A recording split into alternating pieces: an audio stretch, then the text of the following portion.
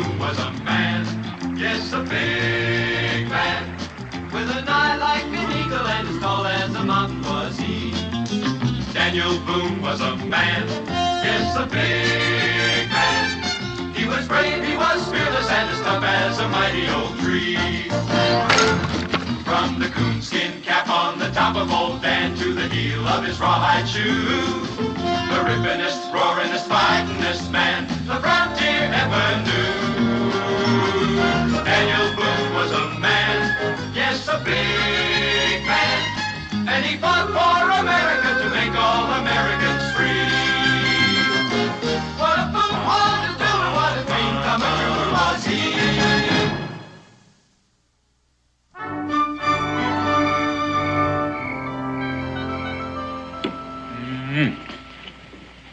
You know, Becky, you turn out a meal like a man one you're going to eat for the rest of his life. Careful, I'll remind you of that later when you come looking for another piece of pie. Besides, I have to give you some reason for coming in out of those woods. Oh, I've got a lot more reasons than that. Come on, boys, help me clear the table. You save any food for the turtle?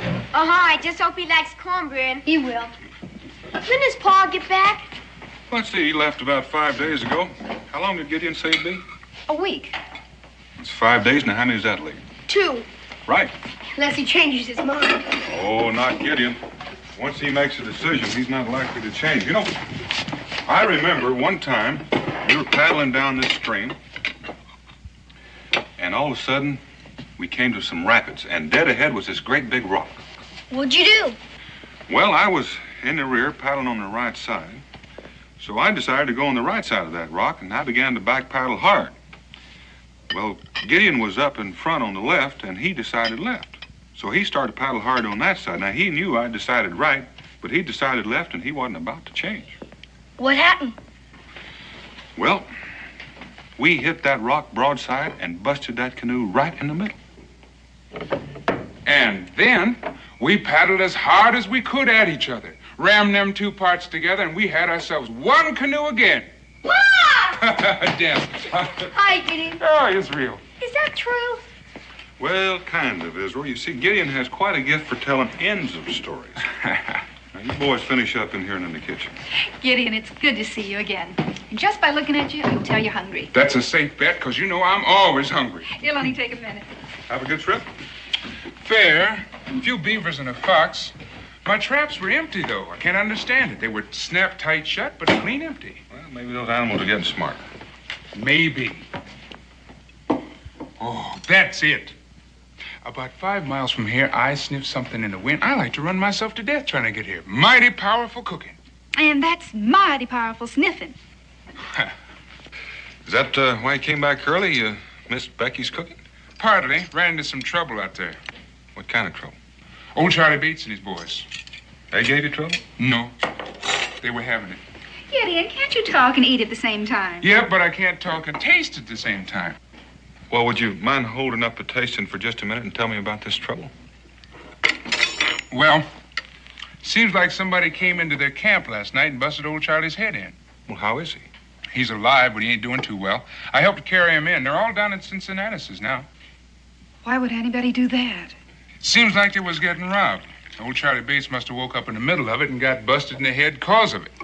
Whoever it was must have been scared, because he didn't touch the pelts. All he took was their guns and a sack of cornmeal. You say they're all down at the tavern? Mm-hmm. Well, I think I'll go down there. Do you want to come along? Mm-hmm. But a man shouldn't bolt his food.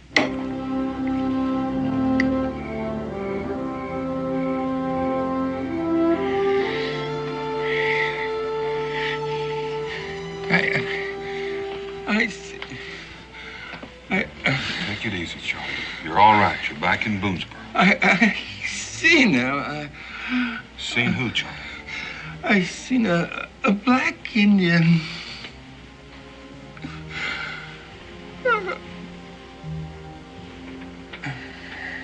Paul? Just let him rest, Joe.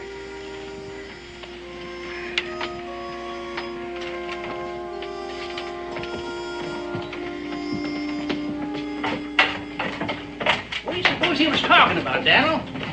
What kind of Indian could that be? He said a black Indian. Maybe he was talking about Gideon, delirious-like. Maybe. There was some talk about some Indian raids west of here. Well, not raids exactly, just some stealing. Yeah, all they was taking was some food and guns. You think them Indians gonna hit Pa? Wait just a minute. Your pa said a black Indian. That's one. That doesn't sound like a raiding party to me. Doesn't sound like nothing to me. Who ever heard of a black Indian? There's a fella come through here a couple of months back talking about a black man being adopted by an Indian. I heard that. Said they regard him as something special. I figured just some kind of a fancy fairy tale. Well, it might be just that. Well, if there's just one of them out there, let's go get him. I'm ready. What do you say, Daniel? Well, it might be best if just one or two of us went out there. There'd be less chance of scaring him off. Besides, you boys ought to stay up there with your pa. Want to come along, Gideon? Well, I was thinking about getting a rest. I understand you've been out all week. You probably need one. I didn't say I needed a rest. I said I was thinking about getting a rest. But it don't look like I'm going to get a rest because I'm coming with you. Daniel, you know better than make decisions for me. I learned that a long time ago. Let's get started if we're going to get out there and find the fellow.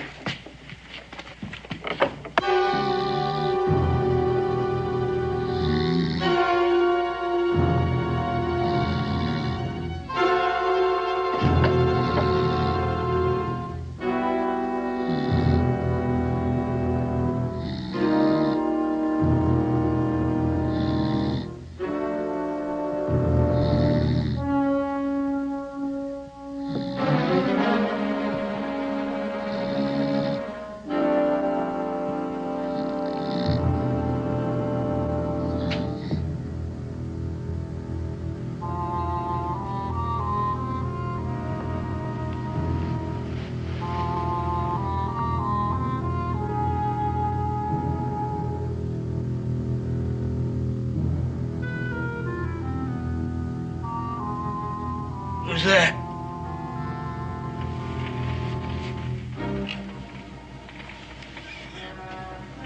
Speak up or I'll blast you.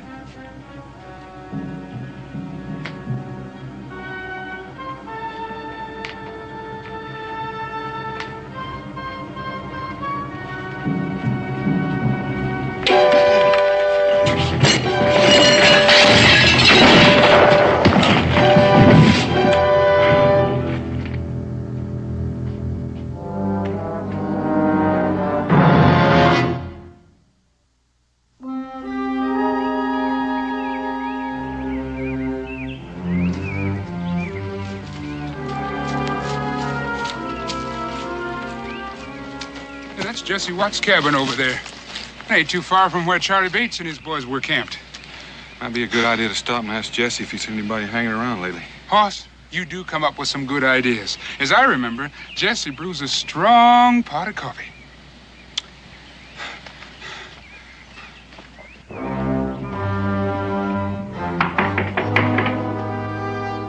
Jesse? Maybe he's gone out. Yeah, seems like. Hoss, I could still use that cup of coffee. Well, I think Jesse'd be real glad to have you.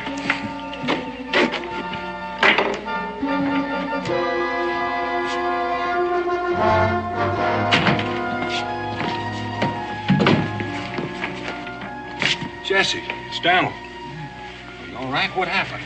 Daniel? I don't know. I must have fell. Oh. No. Somebody came in here last night. I grabbed for my rifle, but he must have seen me.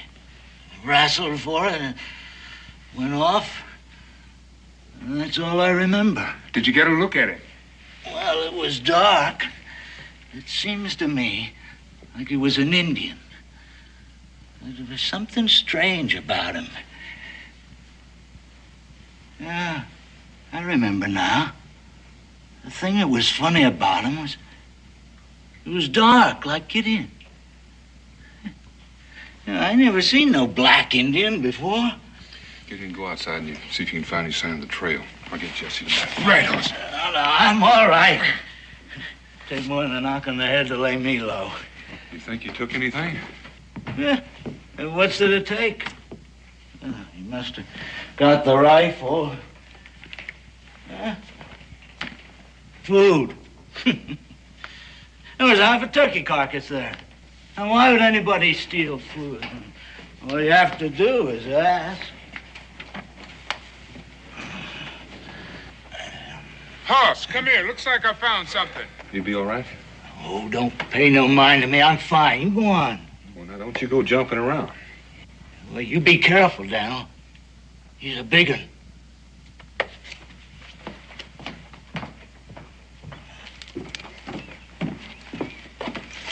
Looks like he stood out here waiting to go in. Then his tracks show he laid off that way. Well, let's go after it. Hoss, what do you figure a black man's doing here? I don't know. Maybe he came down from the north. And joined with the Indians? Ain't likely. I figure he's an escaped slave. Well, that may be, but it still doesn't explain why he's stealing guns. What are you aiming to do once you find him? I know what you're thinking. You know how I feel about slavery. I'm not about to send anybody back to that life. But if he's been stealing, he's got to account for it. Yeah, I guess so. You still want to come along? More than ever. Let's go.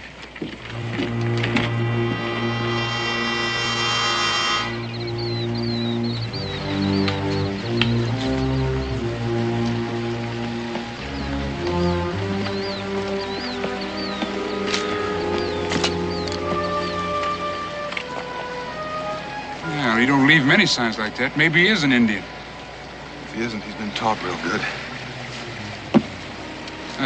Things are getting easier.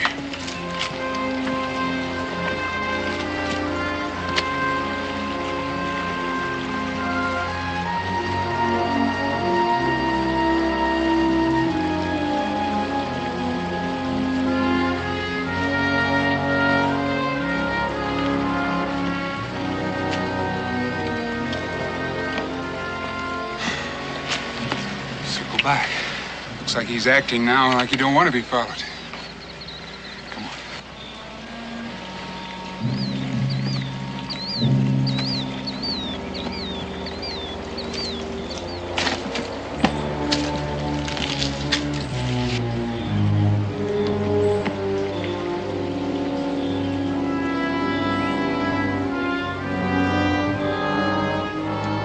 Looks like he's trying to play squirrel on us. Or else that's what he wants us to think. We could spend a whole day trying to figure out where he came down. I guess maybe then we spend a whole day. That's what he wants us to do. Sign's too plain. He's backtracked into those rocks and turned off someplace. Come on.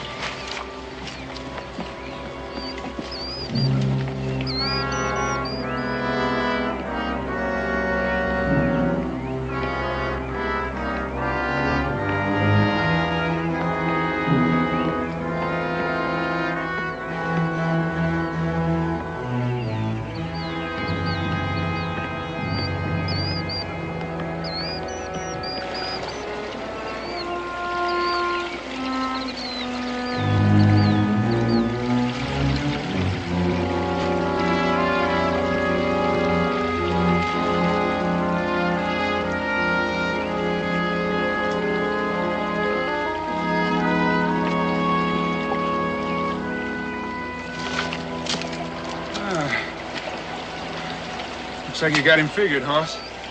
But he ain't making it too easy. He learned his lessons good. But not good enough.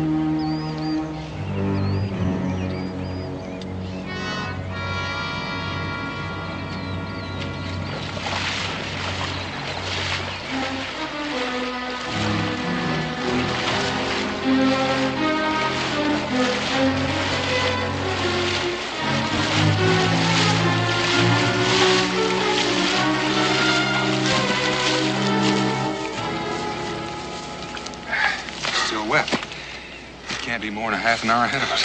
Hoss, I've been watching you all day, and I just got to ask you something. What's that? Are you sure you ain't part hound dog? Don't laugh. I seen you sniffing at times when there wasn't no trail at all to be seen. How about you talk? If he's carrying food, you'd be way out in front of me. Well, he is getting easier to follow. Just careless. I figure he thinks maybe he's out in the clear. I reckon maybe he's heading for that ridge.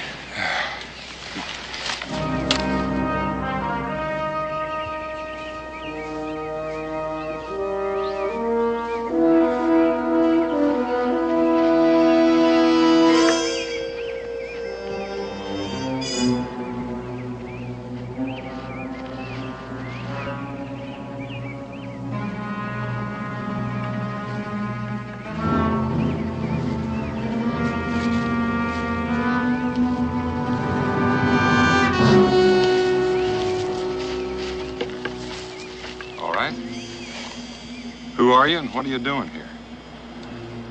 Me, Choctaw.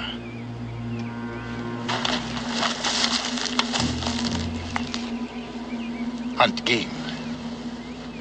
What kind of game are you hunting? Is that your gun? My gun.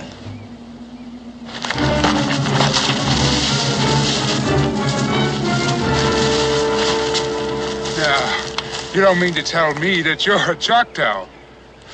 Last night, a friend of ours got hit on the head and got his gun stole. His name is Jesse Watts. You still say this is yours? No, I took it. I was looking for some food. I didn't see anybody. Then all of a sudden, he jumped up at me with that gun. I grabbed it. It went off. I grabbed some food and ran. And you left him there? I didn't know what to do. I thought he was dead. Well, he ain't. No thanks to you. Oh, I'm happy to hear that. I ain't never hurt nobody. No? Not even when you got this cornmeal? What do you mean? This was stolen from Charlie Bates, who's near death with his skull busted. Now, you tell me again you haven't hurt anybody. It was an accident. Who are you? Let's hear the truth.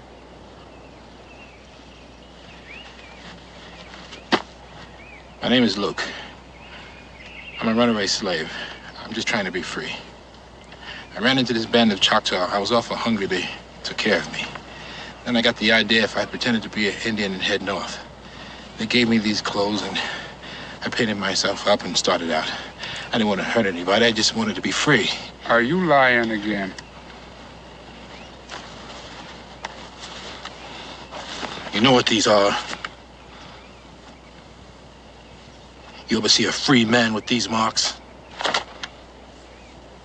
How'd you get them?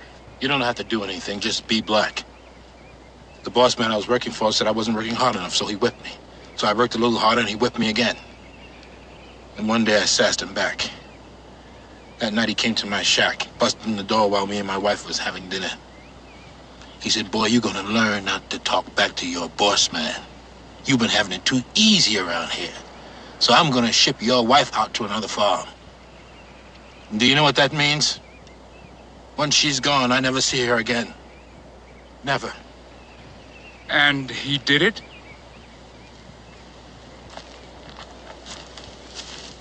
He never got the chance. He grabbed and started pulling her up. I moved to him. He pulled out a pistol. All of a sudden, she grabbed for it. The gun went off right in her middle.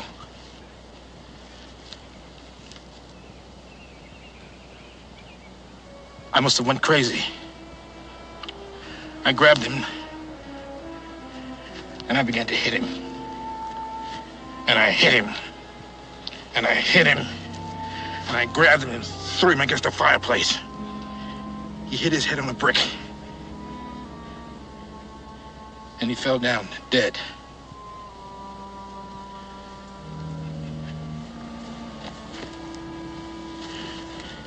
He shot my wife.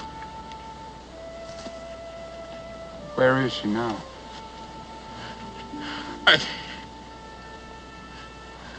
I carried her out into the woods.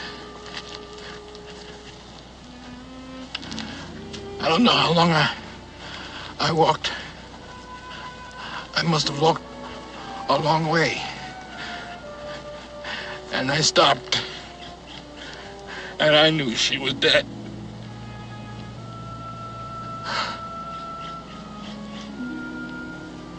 And I buried her. At least she was buried free.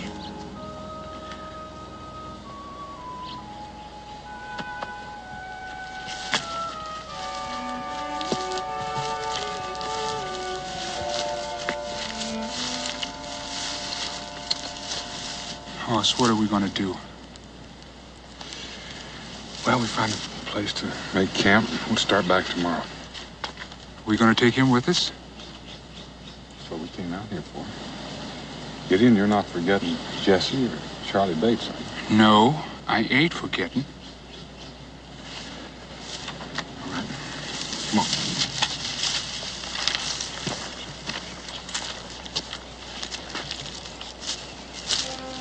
You gonna help me? Well, somebody's gotta help me.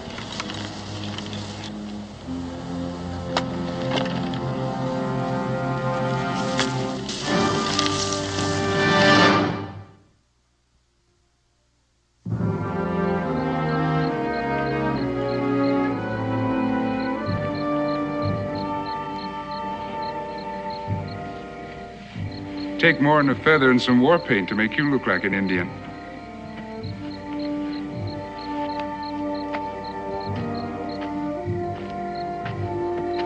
Well, he don't look half so dangerous without all that paint. You say anything? Not a word since you said we were taking him back. It would help if he opened up. I'd like to do something for him. Why don't you see if you can get him to talk? All right, Hoss, I'll try.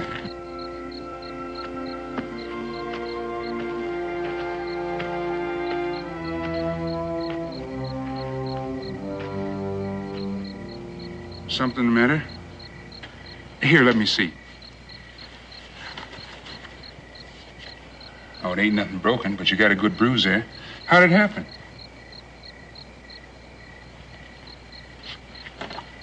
You asked me if I would help you. I can't help you if you ain't gonna talk to me.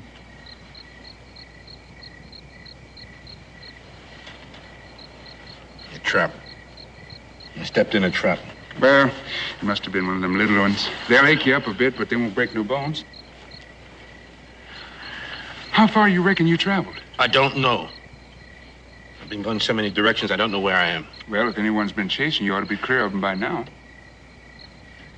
Maybe. Sometimes they don't ever give up. They're hired men that don't do nothing but chase slaves. They know every time a black gets away, the others might start thinking the same thing. They can't let that happen. That's why you don't have to worry. We ain't gonna send you back. We? We? What about him? Well, he ain't gonna send you back. I'll promise you that. Why not? He's white, ain't he? That don't mean he's against you. Every white man I knew was. All whites ain't alike, any more than all blacks. Yes, they're alike. The blacks and the whites, they're all alike. The whites are the bosses and the blacks are the slaves. That's why they're all alike. Well, I know what you feel. My wife was an escaped slave. And when we were first together, every time a white man come around the cabin, she'd run and hide, feared he'd come to take her back. But she learned, just like you got to learn. It's a whole new life now. I ain't having anything to do with any white folks. Then you better dig yourself a cave, crawl in, and cover up the front. Because that's all there is out there. And you're going to have to learn to live with them. Now, you say you want some help. Well, they'll help you. You take Daniel, he'll help you. But you got to talk to him. Talk to him. You'll see. All right.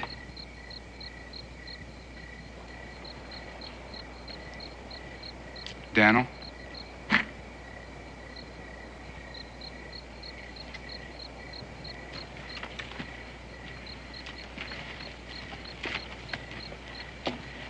Luke, you didn't tell you anything to help. Some things I'm going to have to know if I'm going to be able to do anything for you in Boonesboro.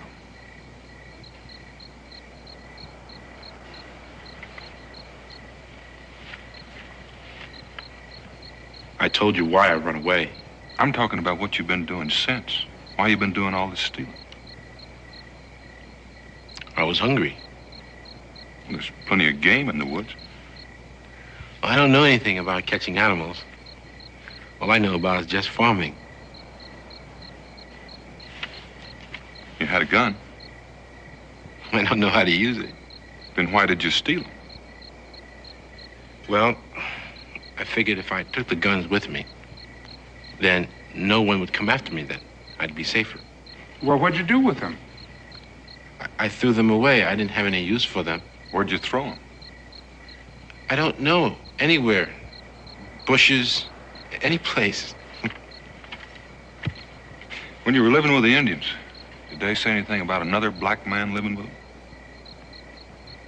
No. Why? Well, Daniel had heard a story about a black man who was living with the Indians just like he was one of them. That's right. They seemed to think highly of him. Seemed to think he was something special. No. I haven't met anybody who thought a black man was anything special. They never mentioned another black man. No. No, they never even mentioned the fact that I was black. Luke, why don't you just rest easy there?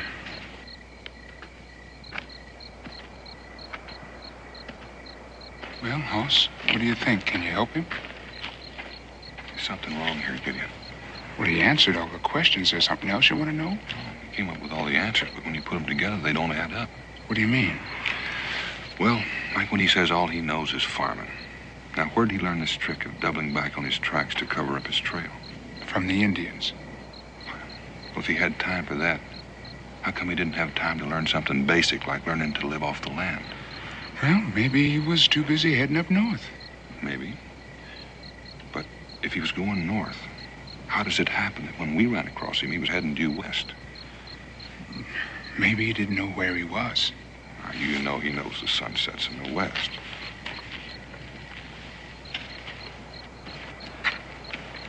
You know, the thing that sticks in my craw is that he's smart enough to be doing different from what he says he's doing. Like throwing those rifles away. A smart man would have held on to them and traded them for what he needed. Yeah, but he wasn't about to go into nearing settlements. Well, I'm not talking about the settlers. The Indians would be mighty happy to get their hands on them. Doesn't sound like you're in any mood to help him. In order to help him, I've got to know the truth, Gideon. He started by lying, saying he'd never hurt anybody. Now he tells us he killed a man. Protecting his wife. I'm just trying to find where the lying stops and the truth begins. It's plain to me that everything he did for a reason. To stay alive. I wonder if that's his only reason. Well, I'll sleep on it. Maybe we better tie him up for the night. Oh, Hoss, you don't have to do that. I told you, Gideon, we're taking him back. I know that, but you don't have to truss him up like some animal. Well, now, if he gets away, I'll just have to go find him and bring him in, and that's a waste of time. Well, he won't run. I'll guard him. We'll both guard him. You can have the first shot.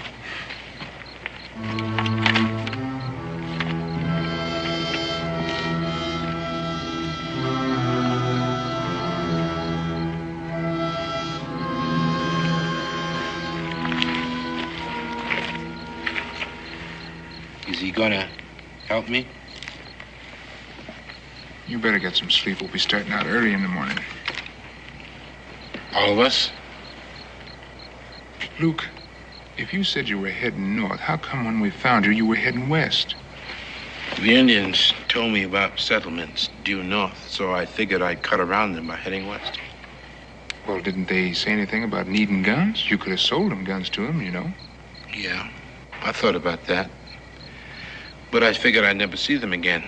And anyway, you can't make time if you're gonna lug them guns around with you. Yeah, that is right.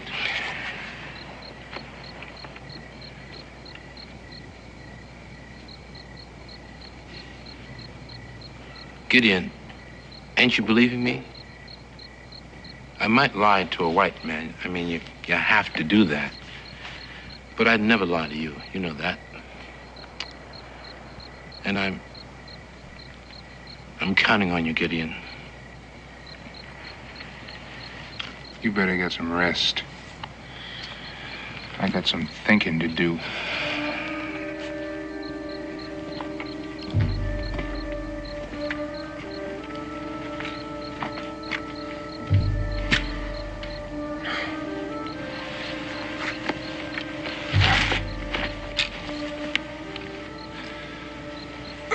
Everything all right? Uh-huh.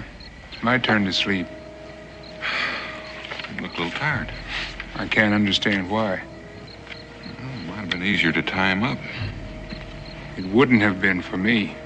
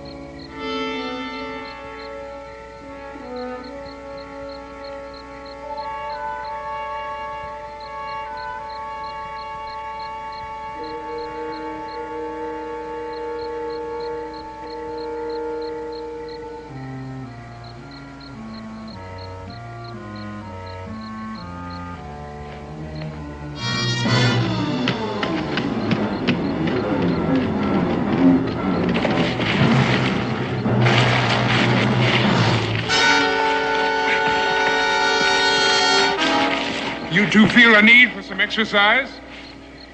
Where were you? Asleep. Sleep? I never knew you to sleep that soundly. Well, I figure when a man has a point to make, he ought to have his chance. Meaning what? You said we should have tied him up. I guess you made your point. While you were sleeping. Hoss, if I had wanted to let him go, I would have let him go while I was guarding him.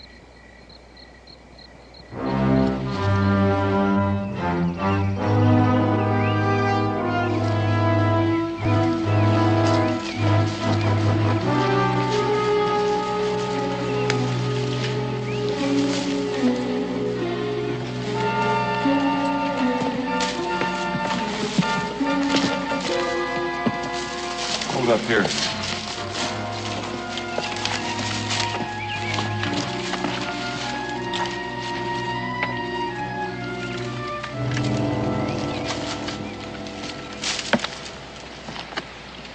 Hoss, how about last night?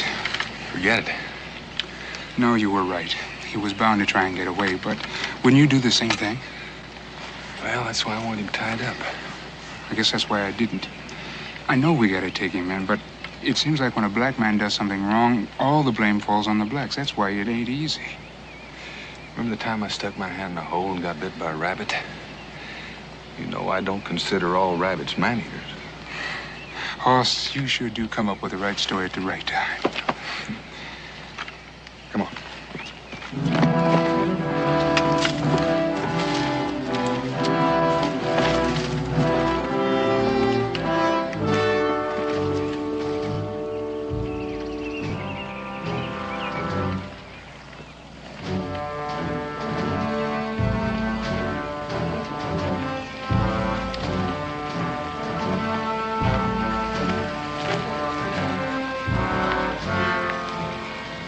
Gideon, I gotta talk to you. Yeah, what is it? Not now. Later. Tonight.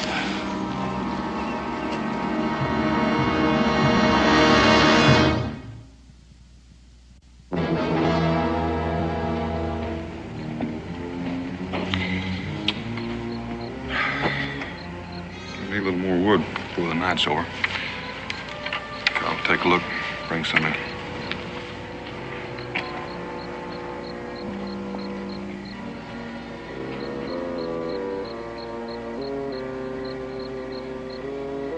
Now is the time.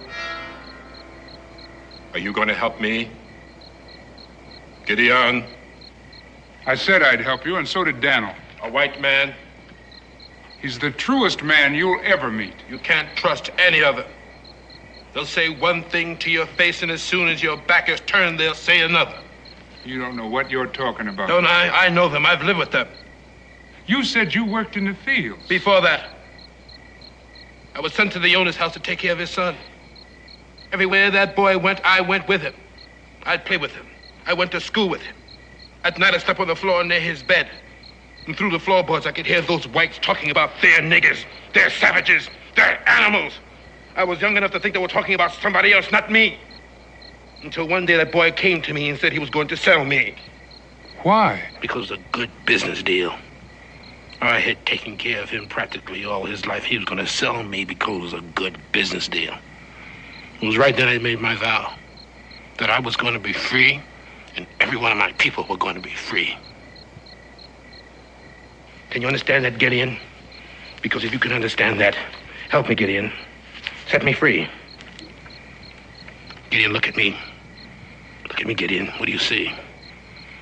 A black man, your brother. Is it right for one brother to be free and the other brother still a slave? Yeah, but setting you loose out here in the wilderness ain't the answer. Now, I've been thinking on what'll happen when we get to Boonesboro. So have I. No, Daniel will speak for you. Then they'll understand why you did these things. They'll probably probate you to Daniel's custody. And then I'll be his slave. Daniel don't want no slaves. Ain't you his slave, Gideon? I am nobody's slave. I am free. And that's what you can be. I can teach you how to hunt and trap, how to live off this land. And then when you want to, you can head out west. Work for somebody or own your own farm, whatever you want to do. And our people? Can't nothing be done for them, less than they're free. I can free them. It can't never be. You take an army. Besides, it's got to be done by the law. And that's how Dan'll get you free, by the law. Well, I guess you know what you're talking about. You sure know your way around this white man's rail better than I do. I guess I have to go along with what you say.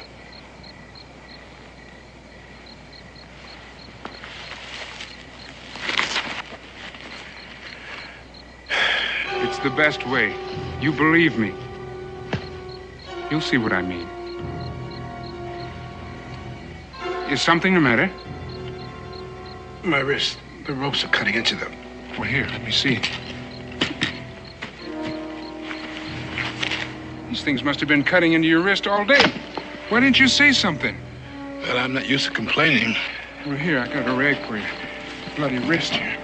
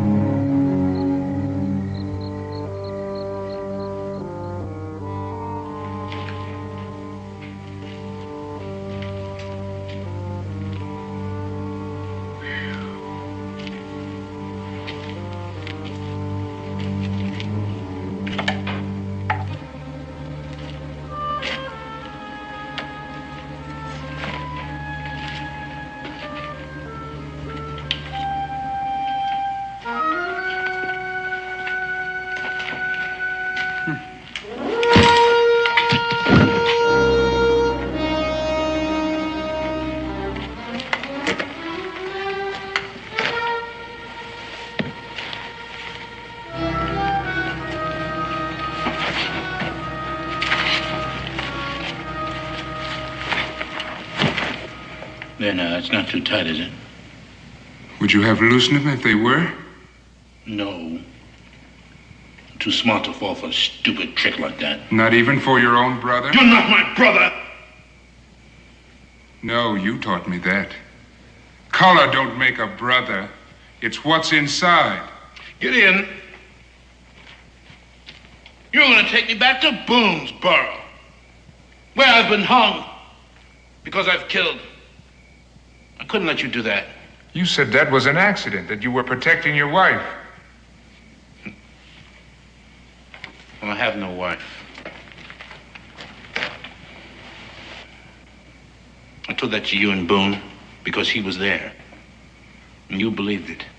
You're as stupid as he is. Well, what happened to that overseer then? I killed him. You don't think I got these guns without running into somebody, do you?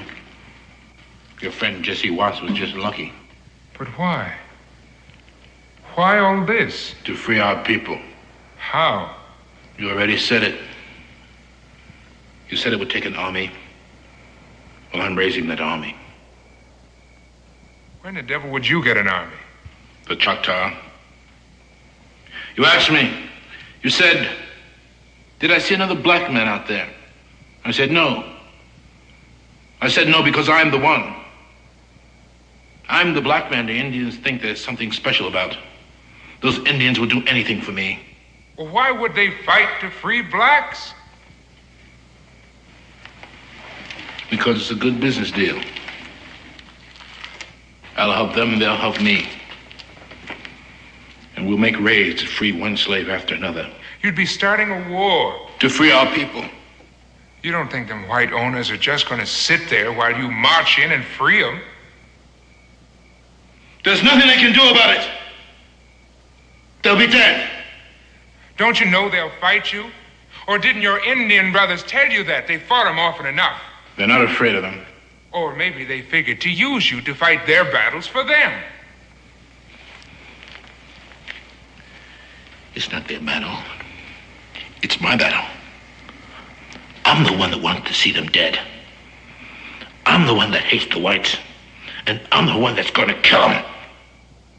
Over the bodies of our dead people. At least they'll die for a reason. A stupid reason. Freedom? Freedom ain't your reason. Your reason is hate and revenge. You'd massacre our people for your own satisfaction.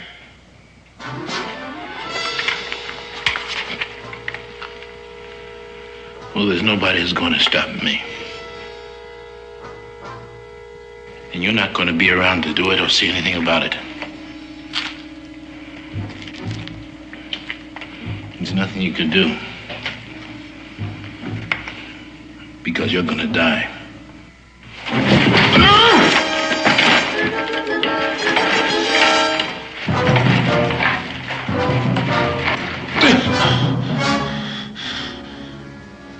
Your war is over. Right now. Well, go ahead. Kill me. You sure tempt me. But killing don't solve nothing. Not even killing you. How long you been standing there, Hoss? Long enough. And you didn't do nothing? Well, you said it, Gideon. When a man has something to prove, he ought to have the chance to do it. Hoss, I sure got a big mouth.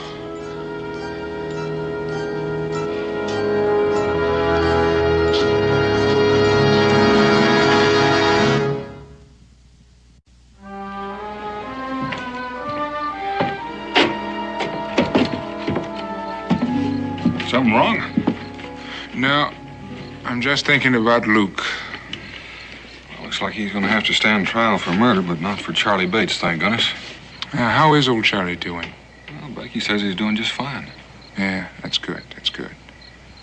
The thing that bothers me about Luke is I keep thinking of him with all that hate and anger. And I think how that could have been me. But I was born free. And I've thought about that, too.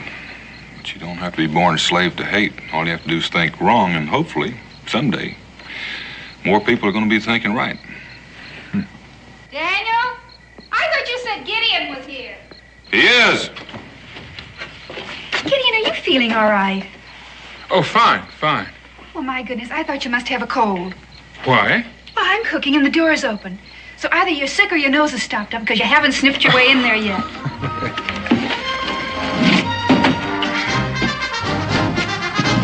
Skip to my loo, my darling. Skip, skip, skip to my loo. Skip, skip, skip to my loo. Skip, skip, skip to my loo. Skip to my loo, my darling. I got a pretty girl, so have you. I got a pretty girl, so have you. I got a pretty girl, so have you.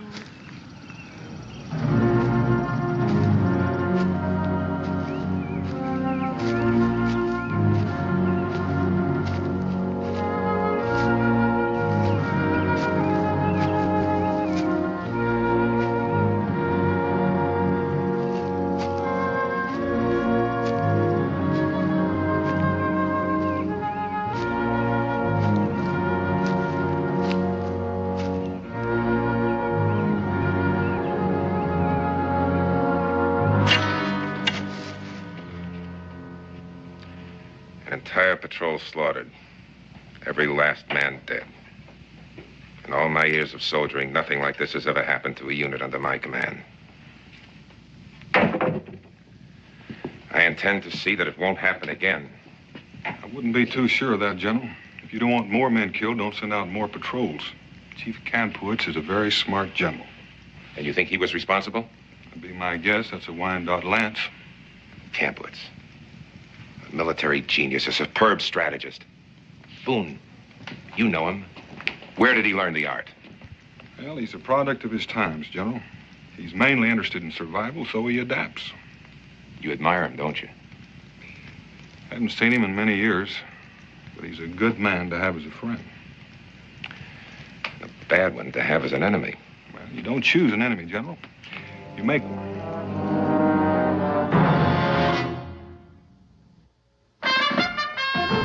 Daniel Boone was a man, yes, a big man, with an eye like an eagle and as tall as a mountain was he. Daniel Boone was a man, yes, a big man. He was brave, he was fearless, and as tough as a mighty oak tree. From the coonskin cap on the top of old Dan to the heel of his rawhide shoe, the rippinest, roaringest, fightingest man the frontier ever knew.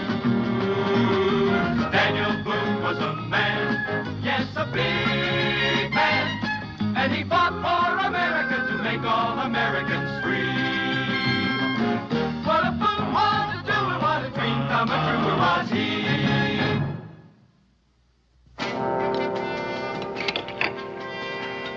course, we welcome all the help we can get. And I know your reputation as a woodsman, but I wonder if you'd mind explaining exactly in what capacity you're here. Well, as a matter of fact, Major, I'm kind of curious about that myself. No, what I meant was, is it official or unofficial? Colonel Boone's mission is strictly unofficial. He's here at my specific request. Oh, then perhaps I should have asked if it's entirely confidential. Hardly. That's why I asked you gentlemen here to dine with me this evening. Let's have a little plain, unvarnished truth. This garrison has an unchallenged record of failure. For 2 years now, Kampowitz has outmaneuvered, outfought, outthought, and outwitted you at every turn. 3 generals before me have been sacked for failure and incompetence. Your failure, gentlemen. Your incompetence. Let me assure you, I have no intention of becoming scapegoat number 4. That's why I invited Mr. Boone here this evening. That's why you're going to listen to what he has to say. Mr. Boone? Naturally, General, I'd like to try to be of help. I'm not sure I know what kind of help you need. How do we end this war? Just stop fighting. Our orders are to get... I know what your orders are, General. That's to move the Indians further west. You think we can do that without fighting? I don't think you can do it at all. Strange talk coming from you, Mr. Boone. Why is that? When you opened up the trail to Kentucky, brought the settlers in over the mountains, you did a powerful lot of fighting to clear the Indians out and make this region safe for other families moving west. Well, sir, we didn't try to force whole tribes, whole nations into exile from their own land. We were willing to try to live and work in peace with them. It hasn't worked out that way. In some cases, it hasn't. There's been wrong on both sides. There's been resentment, suspicion, intolerance, selfish men, both red and white alike, seeking to serve up trouble to serve their own ends. Oh, but this is different. Different in what way, Major? Kampowitz is fighting to keep what he rightly believes belongs to his people. Well, meaning all the wrong is on our side. Meaning if you treat an Indian fairly, he'll be fair with you. Cross him and you've got yourself a merciless and bitter enemy. Kampowitz and his tribe have a treaty guaranteeing their borders. I say stick with that treaty. We're willing to compensate them, resettle them. 25,000 square miles of land for a couple of kegs of tobacco and a litter of promises never meant to be kept. It would seem you've been among Indians so long, you're beginning to think like one. That's the only way to survive out here, Major. I recommend it. So then your best advice is for the U.S. Army to quit? Until you're ready to bring up enough forces for an all-out war, that's my advice. Can we speak our minds, General? Go ahead. I think, for reasons I don't even pretend to understand, Boone here is trying to buy time for his friend Kampowitz. Time for him to gather more forces. Time to make more alliances. To inflame all the tribes to war. That's enough. Major Howard and I demand you apologize to Mr. Boone. Well, what other reason can there be for his advising us to turn tail and run? I asked you to apologize. There's no need. It's pretty plain my way of thinking is not the military way of thinking, and there's nothing I can do about that. So, if you'll excuse me, gentlemen. Boone, I'm sure that if General, you get us there's no nourishment gnawing on a dry bone. I'll be moving on in the morning. Insolent peasant. Gentlemen, you're excused. Major Howerton and I are going to have a little talk.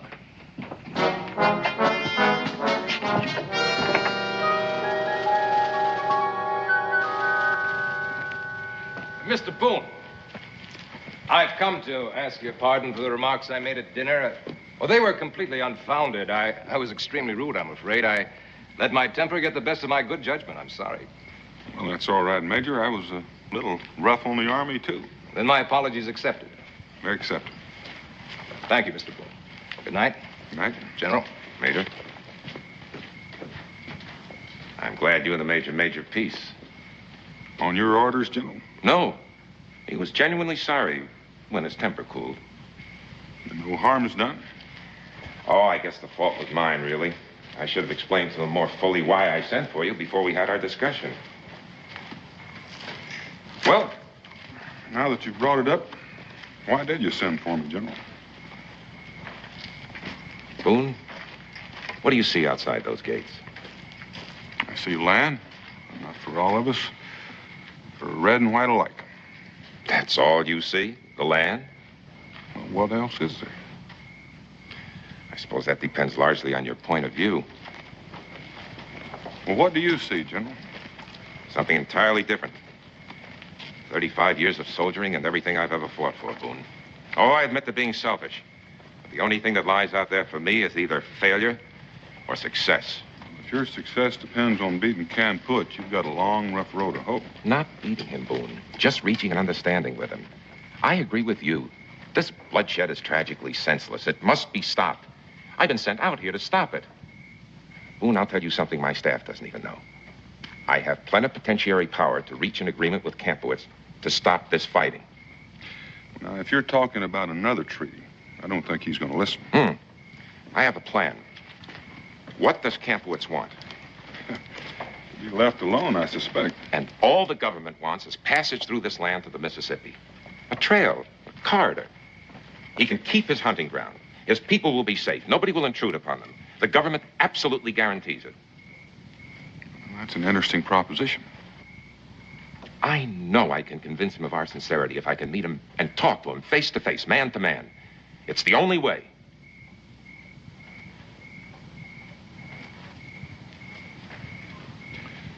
And you want me to bring him in? Yes. He'll never come. Boone, you're his friend. He trusts you. I know you can convince him of our sincerity. Tell you the truth, General, I'm not sure I want any part of it. If you don't, the lives of his people and perhaps hundreds of American soldiers will be on your conscience. You have the chance, Boone. Perhaps the only chance of preventing months, even years of bloodshed.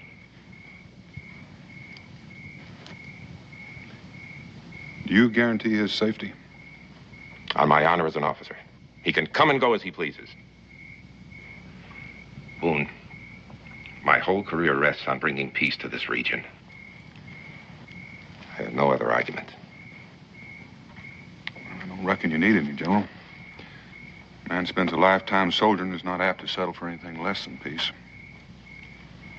I don't know where Kampowitz makes his camp, but my intelligence indicates that if you... Oh, never mind that, General. Well, how are you going to find him? Well, I'm not. I'm just going to walk out there in those hills and you'll find me.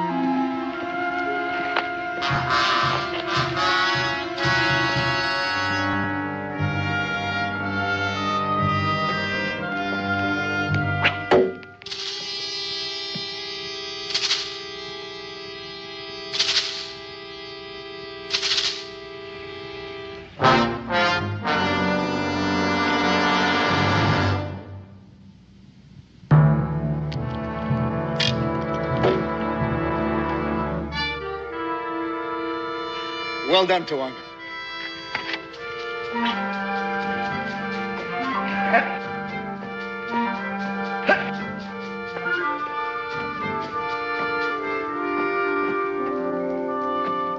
The boy handles the bow with grace and power. Could his father's son do less? She's beautiful as a rosebud. Could her mother's daughter be less?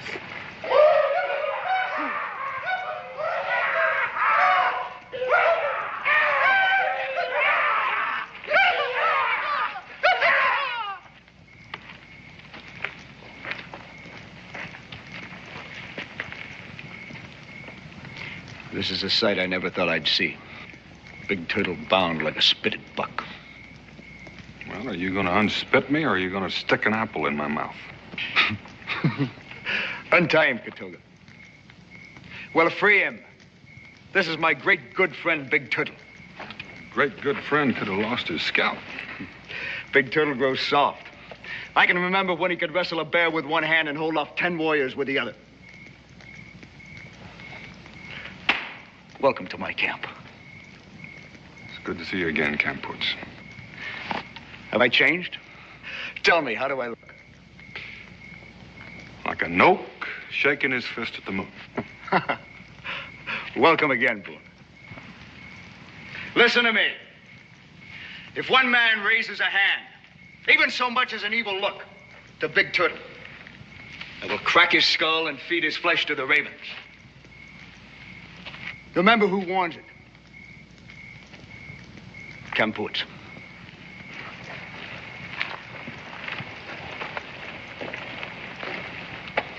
Tawanga, this is my good friend, Big Turtle. Come take his hand.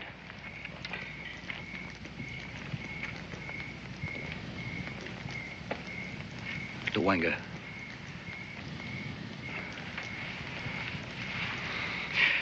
He has never been this close to a white before. This is my woman, Maranta. Who'd you need to? First a boy, and then a girl. A very obedient woman. This is Daniel Boone, Big Turtle. Fetch food and robes. What we have, he shares.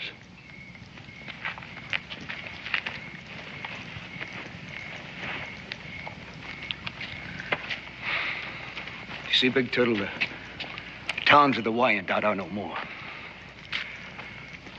The fields we planted, our great harvest no more. We've become wanderers, nomads of the forest. We've lost everything in this war. Everything except our pride. That is one possession we will not surrender. Campoots, you can have peace, and with pride. Oh, it's too late. It's too late, Boone. Campoots... Later. Later, Boone. First, we will have a feast of remembering.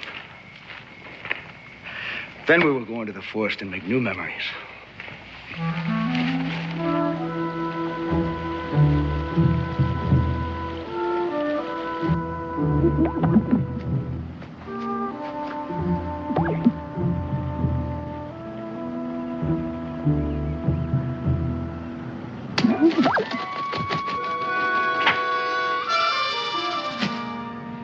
Good shooting, Tawanga.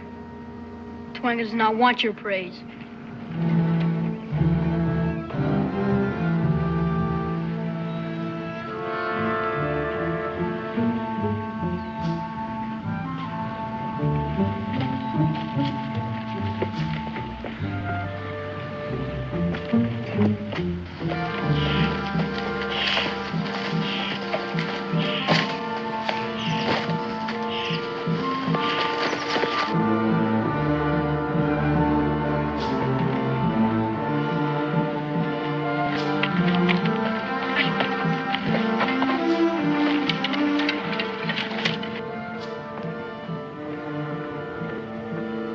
Why do we do this, Father?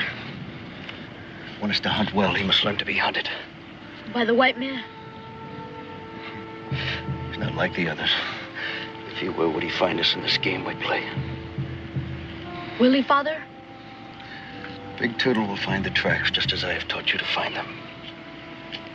He is not Big Turtle, and he will not find us. You're thinking this, my son, will not make it so.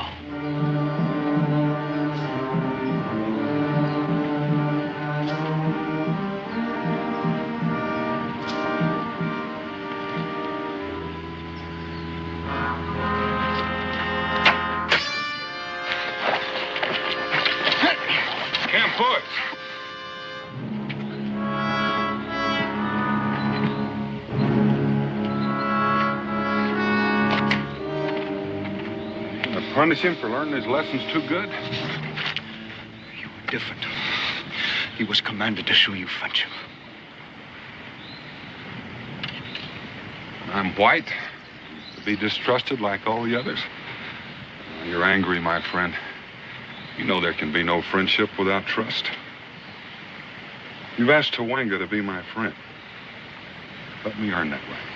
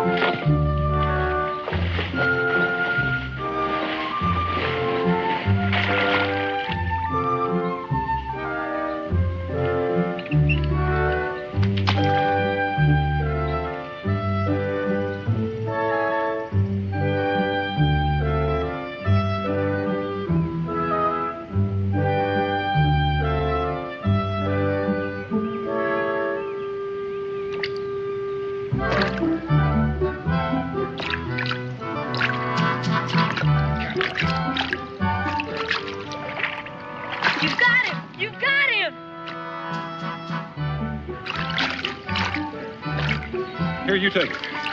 Come on, take it. Keep some tension on there. Keep it tight. Play, man. Here, go. Slowly, slowly. I did it! I did it! Sure did. You're a born fisherman. You see this little baby in a skillet. Why don't you take him up here to your paw and let him sing? Here you go.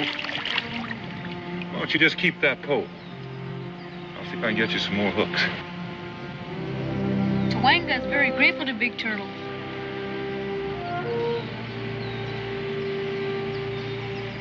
My father's friend is my friend. You know something? That's just the way I'd like for it to be.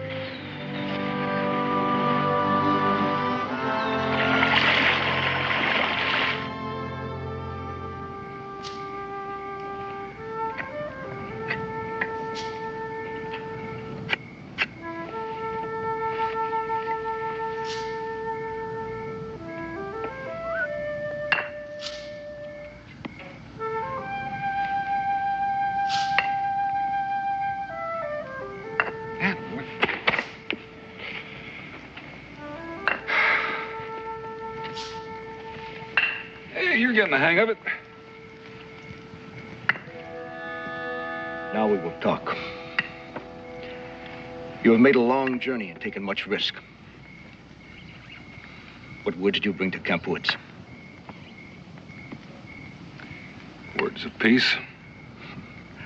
I have tasted the white man's peace. I have no stomach for it. You know you can't win this war, Camp Woods. For 2 years we have fought and my people still have the land. But where are the whites?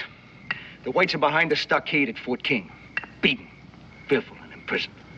For the time being. But sooner or later, they'll reinforce. More companies, an army. We'll meet them all. And there'll be cannon and cavalry. I would lead my people to the death before I'd lead them to slavery. There's no need for either.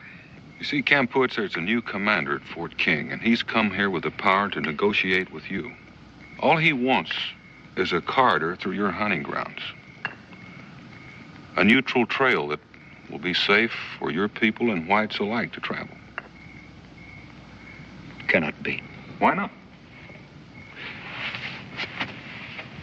Here are your hunting grounds. Nobody to disturb you. All that's involved is a trail. No. I will show you how it will be. The whites gorge themselves on the land as a snake devours its prey. They swallow it whole. First a foot, and then a limb.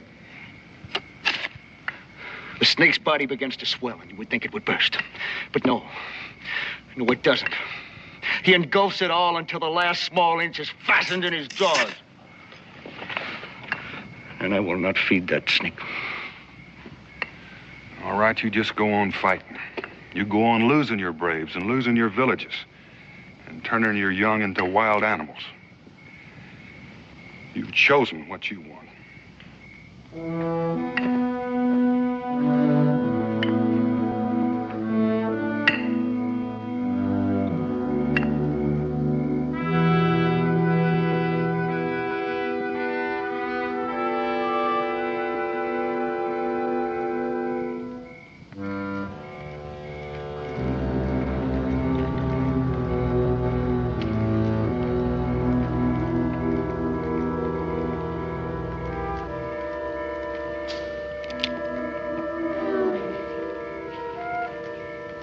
My father makes medicine.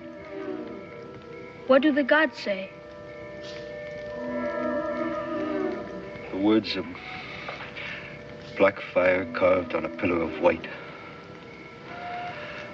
And a great hand stretches out and gouges the sun from the sky. There's nothing left. The far-off lonely cry of a bird.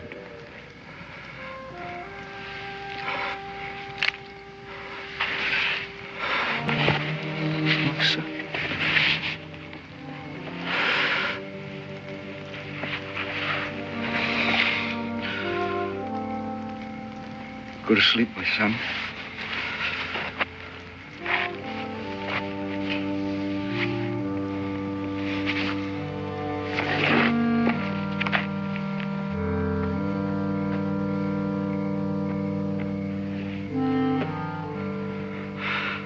How well do you know the new commander at Fort King?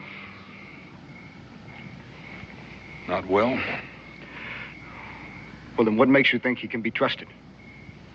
Because he's an ambitious man. He wants power and position. To gain both, he has to have your support. If you were in my place, would you go? I think I'd take any chance to protect my people, to prevent more killing. You have won him over.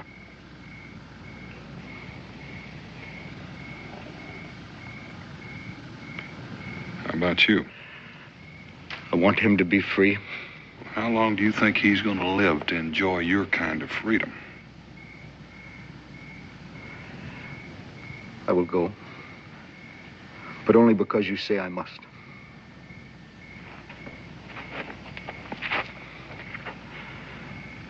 Not because I have the heart for it.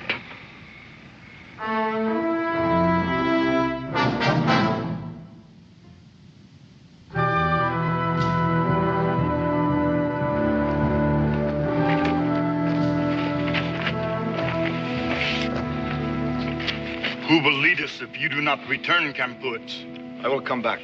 Let us go with you. Do I need further protection when I'm escorted by Big Turtle? I will go alone.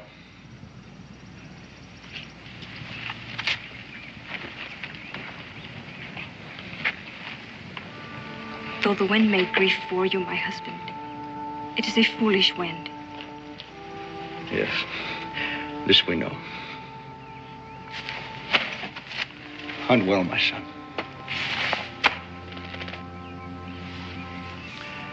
If there is a pebble in my moccasin, it will not be to remind me that we have parted. Yes, my husband. The paths you will travel will be filled with pebbles. This we know, too.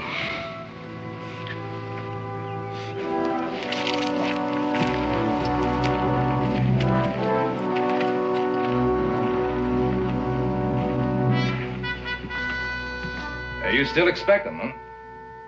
You're a man of small faith, Major. I tell you, he went to warn Kampowitz. Sorry to disappoint you, but I believe our guests are arriving.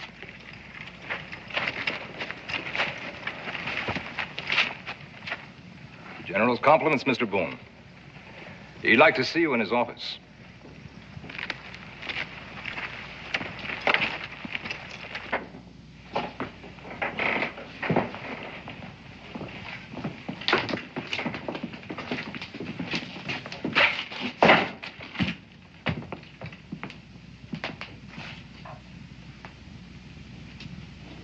General?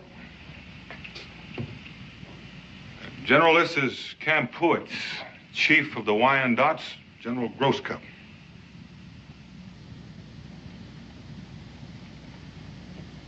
So this is the bloodthirsty savage who's been waging war against us. General, I told Camp Puitz... I have no idea what Boone has told you. But I'm very pleased to see that you have come. Guards, place that murderer under arrest. Hold it, Boone. I assure you I'll have no hesitancy about using this. Get that savage out of here. I will walk alone.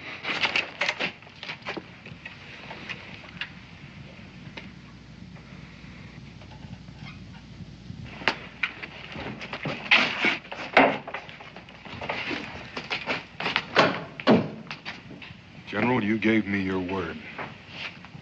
A matter of convenience? Did you think I'd let that massacre go unavenged? I don't think that massacre had anything to do with it. Either way, the end justifies the means. Major Howerton, take Mr. Boone to his quarters and confine him there under guard. Yes, sir. Make that a strong guard, General. You can be sure of that, Boone.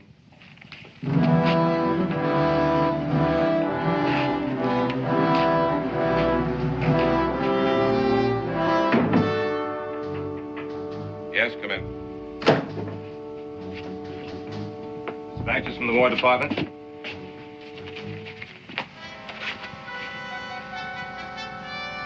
No need for you to wait. Get some food and rest. Bad news, General? It seems the Secretary of War is going to pay us a visit. Dubious honor, to say the least. When's he coming? Anytime. I should imagine he's already on his way. Why would he come here? Personal inquiry into the progress of our campaign against the Wyandotte. That could prove embarrassing as long as Boone's being held a prisoner. I thought of that. However, if he knew that I had Camp Puitz in custody, he might be tempted to abandon his trip as an unnecessary inconvenience. I'll have the dispatch rider return at once. No. I prefer you carry the message personally, Major. If the Secretary should persist, I'm sure you could be more persuasive than an ordinary scout. You'll share the honor of the capture naturally. When do I leave? Tonight. In the meantime, let's have Boone in here. Yes, sir.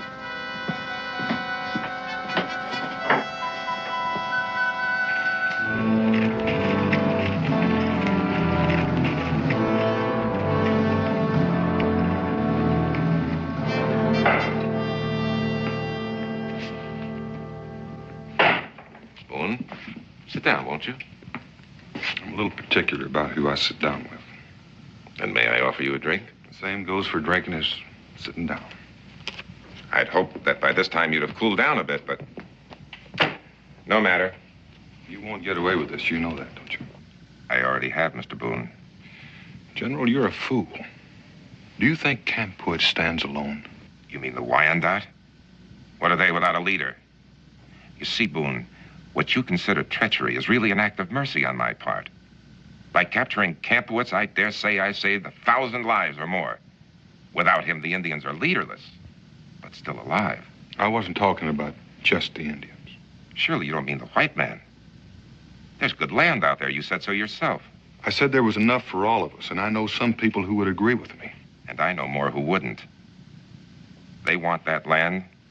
I made it possible for them to get it without any interference. I don't think you'd be a hero to them, General, if they knew how you went about it. Outside of you, Major Howard, and myself, all anyone knows is I accepted Camp Puitz's surrender.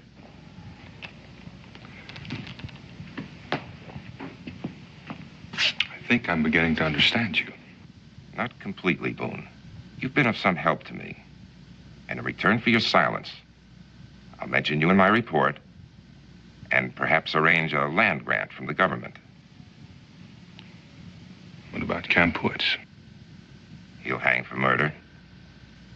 After a military trial, of course. Then you'd better hang me too, General, because if I get out of this, I'm going to have your scalp. It's all over, Boone. Can't you understand that? Major Howerton's riding east tonight to spread the word that Camp Puitz has been captured. I've made my offer. I'll accept your word.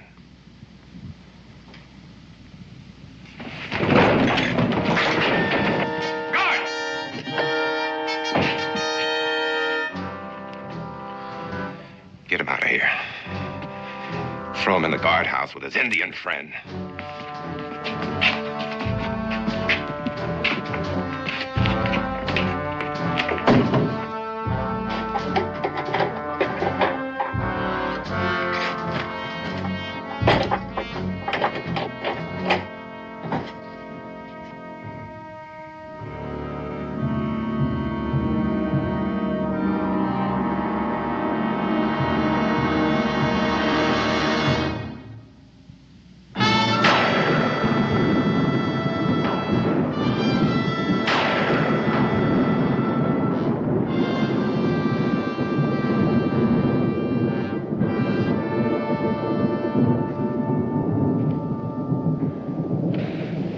Say it. Say I was a fool.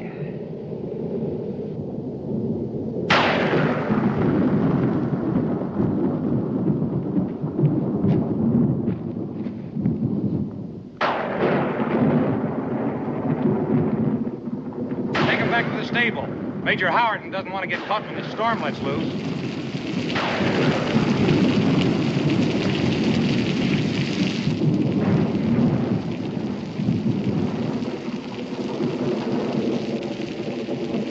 Don't just sit there like a slab of rock.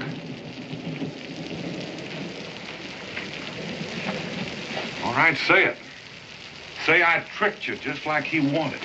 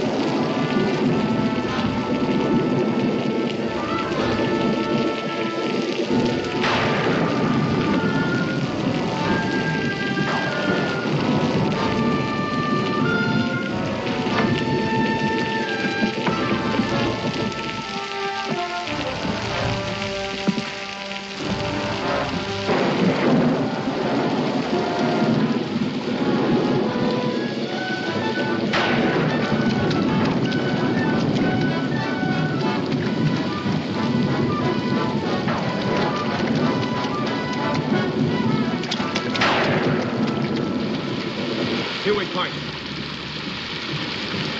You do? There will be no more treaties. No more flags of truce. We'll meet again? No. But on certain nights, and the hunt has been good. And I sit by the rich blaze of a birchwood fire. And all is quiet, and all is peace. I will think of Big Turtle. And I will say that he was not of one color or another color. I will say that he was my good great friend.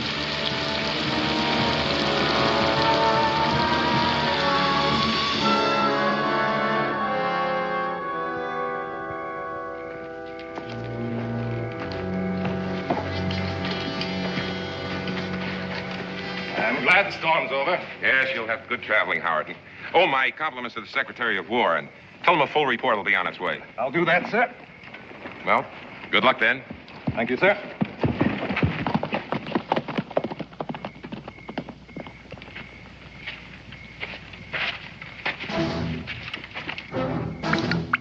General! General! Well, what is it? Prisoners, sir, they're gone. The what? They tunneled out. Major! Major Howardson! Major Howardson! General Grosscup. You're wasting your breath, sir. He's too long gone to hear you now. Assemble your men, Lieutenant. The prisoners have escaped. I want a search party out in 15 minutes. Yes, sir.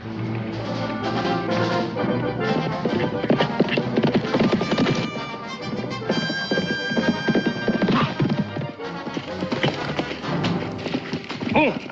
Been waiting for you, Major. Took you quite a while getting here. I'm gonna kill you, Boone.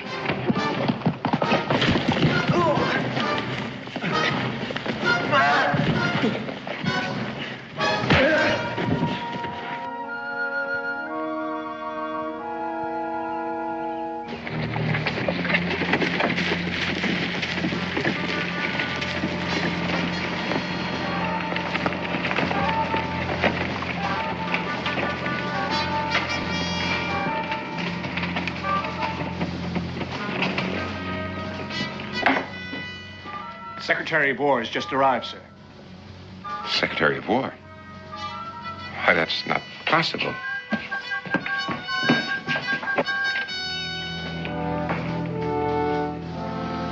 Secretary, I hardly expected you so soon. It's quite all right. It's quite all right. You look tired, sir. I'll arrange quarters for you, and after you've had some rest... Later, General, later.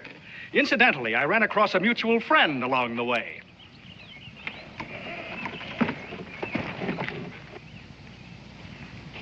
I reckon you didn't expect to see me quite so soon either, General. Corporal of the Guard. Corporal of the Guard, place this man under arrest. Sir, this is the man... Perhaps we should discuss this further in your quarters, General. This way, Mr. Secretary.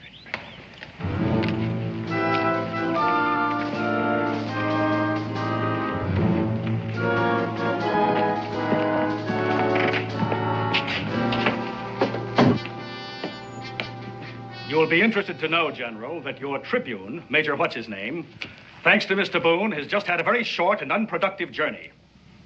He is not going to spread the joyous news of your victory over Kampuits from the mountains to the sea. No, sir, he is not. By my orders, he is now being conducted to Fort Marcy, where he will remain on ice until his tail congeals. Sir, my intentions... You will not interrupt, General. That's a serious breach of military etiquette. Which brings me to point number 2. Breach of military etiquette. Mr. Boone has given me a complete account of your so-called capture of Kampuits. In all my years as a soldier, in all my experience, both in and out of uniform, I know of nothing so degrading to the uniform you wear or the country you purport to represent as this flagrant violation of the sanctity of a flag of truce. What was in your mind, sir? What made you think your government would condone your treachery? My orders were to resettle the Wyandotte. Kampuits is their leader, constantly stirring up trouble. General, when you get a thorn in your foot, you don't help it by burning down the bush. As Secretary of War, I officially disavow your action. As a fellow officer, I am humiliated. If it were possible, I'd have a court convened today, and I have no doubt they'd vote to have you hanged. If it were within my province, I'd hang you myself. But failing that, I intend to strip you of all rank, pending a hearing before a military tribunal. In the meantime, you'll be confined to quarters under guard.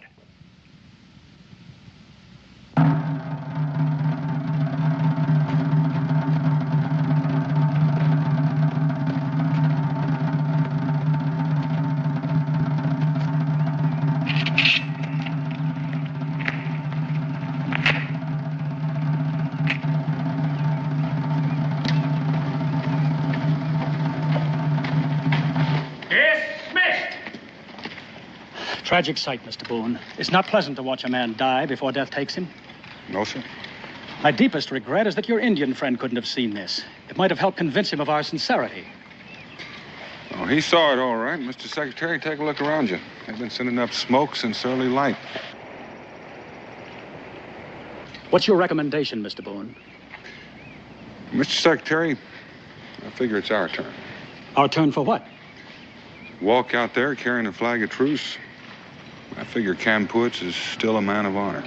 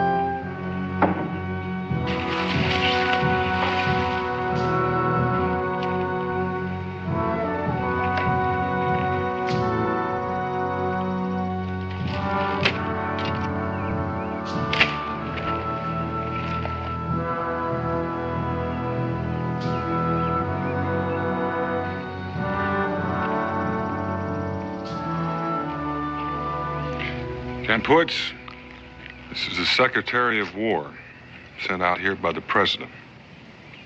We were not to meet again. I think you ought to listen to what he has to say. I've come to apologize for the dishonorable conduct of an officer who's unfit to wear the uniform of his country. We regret his actions, and we wish to assure the Wyandotte that he will be punished. I have no interest in this officer or his punishment. Then let's talk about your people. What can you say of interest to my people? That we wish to live in peace with them.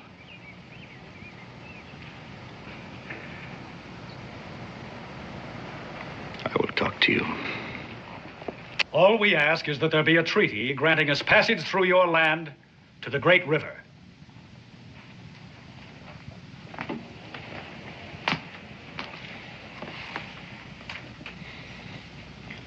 What does Big Turtle say? Well, I think he said the right words. He said your land. I think that's the important thing. As long as you own it, you can permit trespass or not. That is the truth. It will be the land of the Wyandotte. But we will let the white people pass through on their way to the Great River. So long as they come in peace. So long as they do not settle. Is that understood? That's all we ask. I will give my word for my people. And I give you mine in return. I would say one more thing. If the white man means to keep his word, what is the need of the soldiers? What is the need of this fort? You ask us to abandon this fort and withdraw all soldiers from this territory? It will show me that you do not lie. I think he has a point, Mr. Secretary. You drive a hard bargain. Is it agreed? It is agreed. We will evacuate this post immediately. We will send no more soldiers to the land of the Wyandotte. Then we will live in peace.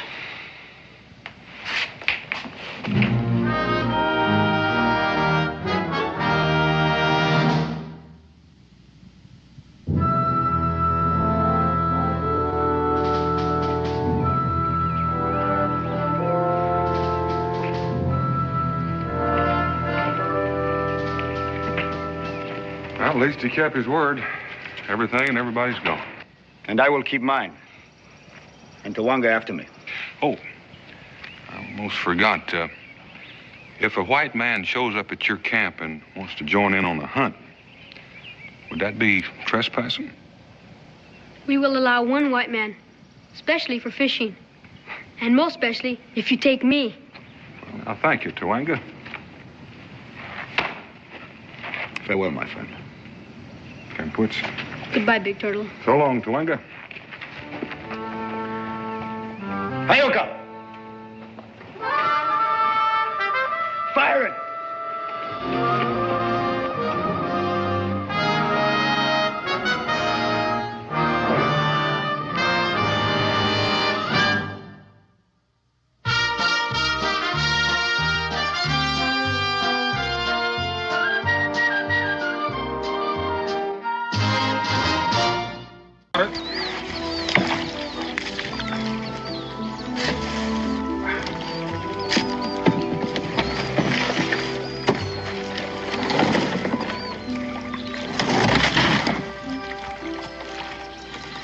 You're not figuring on wearing that thing. Well, Becky knit it on purpose so you wouldn't mistake me for a deer. Not that you're likely to hit me or anything else. Oh, what particular Tuesday? I can knock a flea off a hound's ear at 50 yards. And if you're gonna wear that, you can just hunt alone. It suits me. Meet you back here at sundown.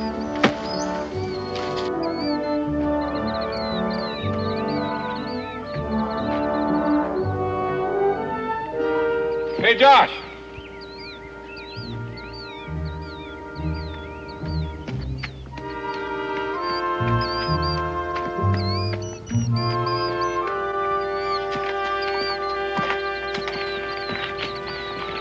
What'd you find? I don't know.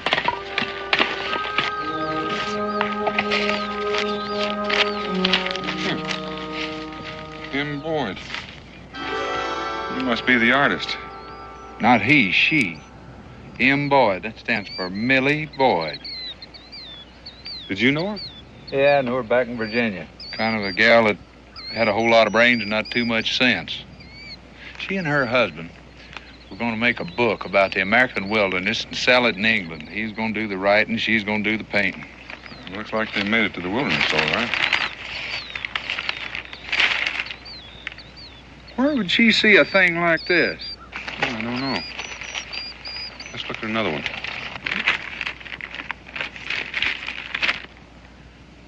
That looks like an Indian mask. Didn't look like any Indians in these parts. Millie and Sam, right here in these woods. No, not necessarily, Josh. It could have drifted down the river a long ways last spring during the high waters. It traveled a long way before it snagged up here. And you never know which one of these feeder streams it came in on. Daniel, you mind if I keep these? Well, I reckon since you know the artist, you're entitled. Well, I reckon I'll scare me up a deer. You wear that, you're going to scare them. Well, this will attract them. I may hang it on a bush as a decoy. Good hunting.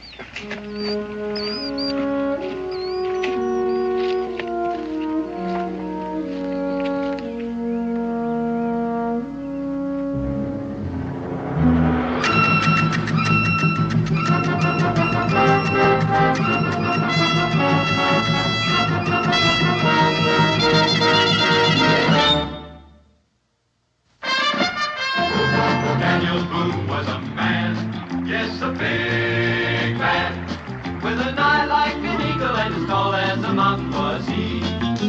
Daniel Boone was a man, yes, a big man. He was brave, he was fearless, and as tough as a mighty old tree. From the coonskin cap on the top of old Dan to the heel of his rawhide shoe, the rippin'est, roaring'est, fighting'est man the frontier ever knew.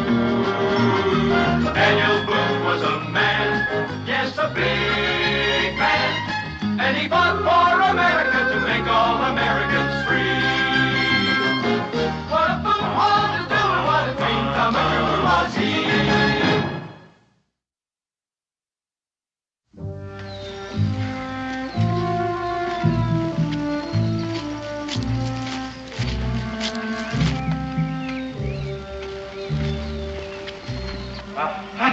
Little Sphinx, I've got you! I've got you! This time for sure.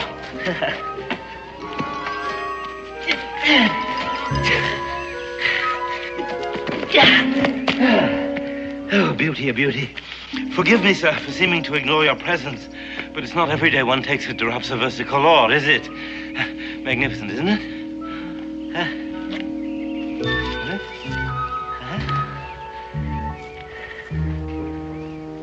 Drops of what? Drops of versicolor. More commonly known as the hydrangea sphinx, one of the hawk moth family. A rare and beautiful species. I've been hunting one since spring. Well, what are you going to do with it? Do with it? Do with it? Oh, I'm going to put it to death, painlessly, of course.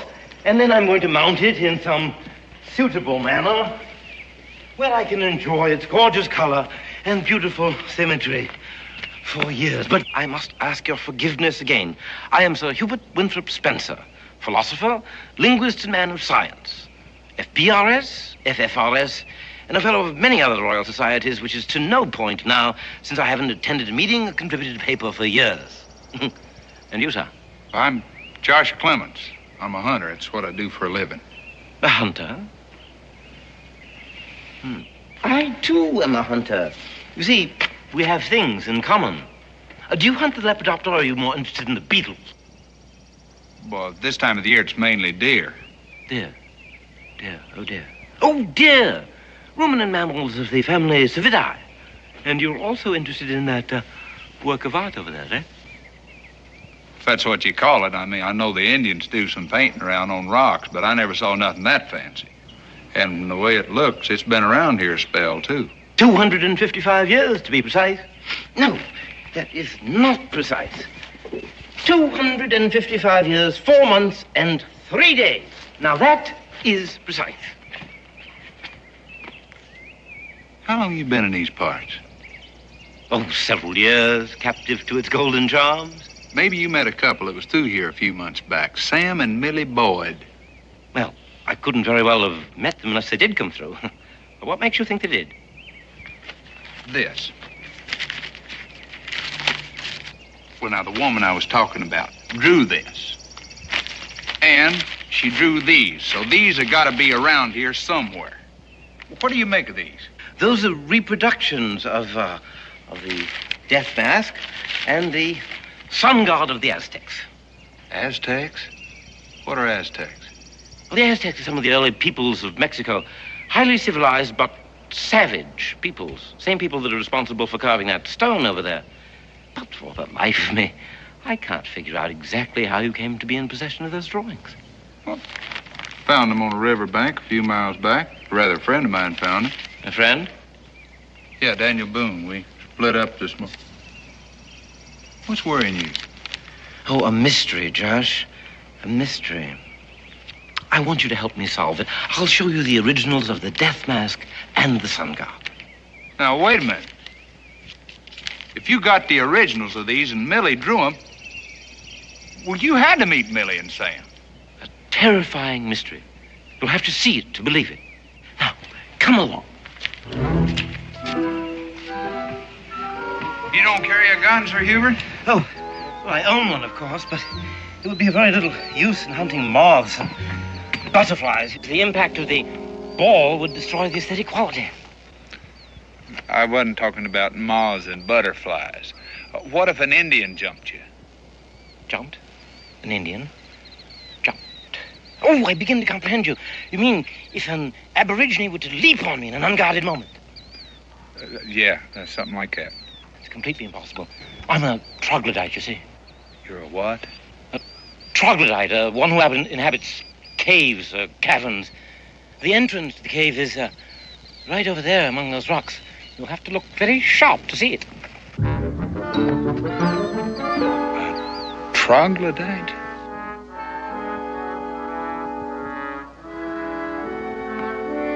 Hubert?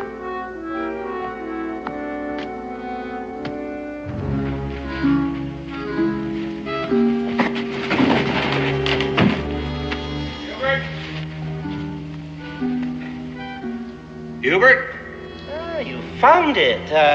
Come in, Josh. I'm just about to strike a light for you.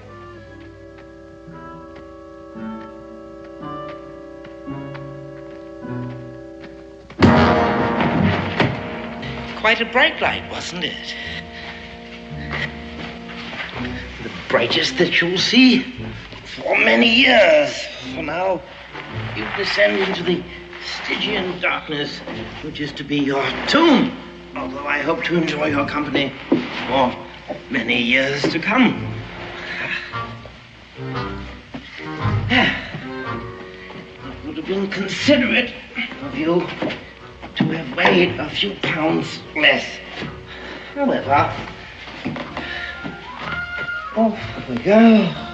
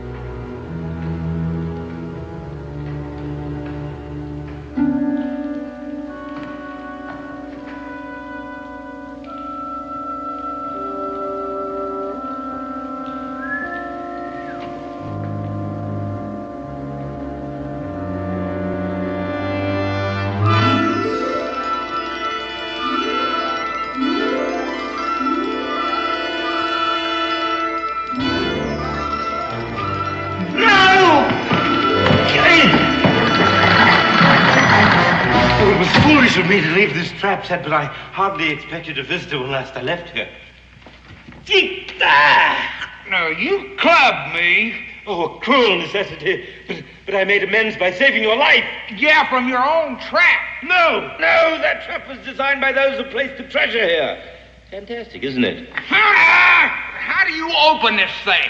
Careful, those obsidian knives are sharp. Well, then get me out of here. As soon as is humanly possible.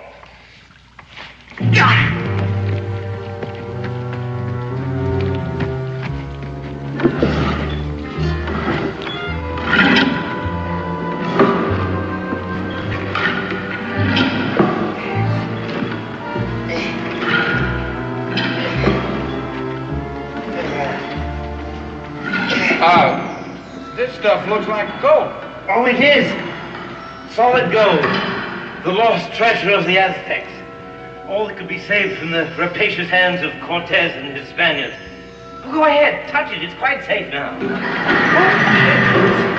Sorry, that slipped my, Your mind. Oh, yes. Right. Yes.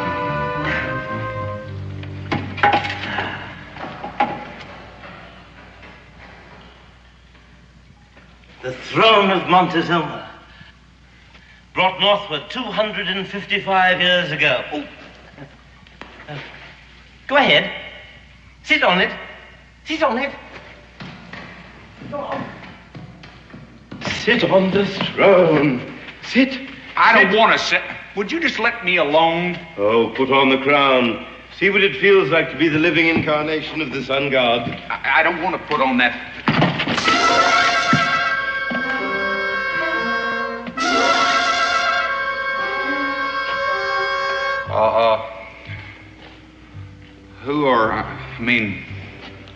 Who were they? These are the bones of the unfortunate people who transported the treasure northward. Slaves who were rewarded for their labors by death so that no one would know where it was hidden. Intelligent slaves with an average cranial capacity of 1,500 cubic centimeters, which, I dare say, compares roughly with your own. Oh, if you don't mind, I'd just soon not find out right now. You mean to tell me that them fellas pushed that stone all the way up here from Mexico? Oh, no. This stone, symbol of Huitzilopochtli, was hewn and carved right on the spot. Well, now, that's the same thing that's in Millie's picture. Ah, yes, and so well drawn that the inscription is legible. See what it says. You mean you can read that stuff? Oh, as easily as you read English. You do read English, I trust. Tolerably. Huh.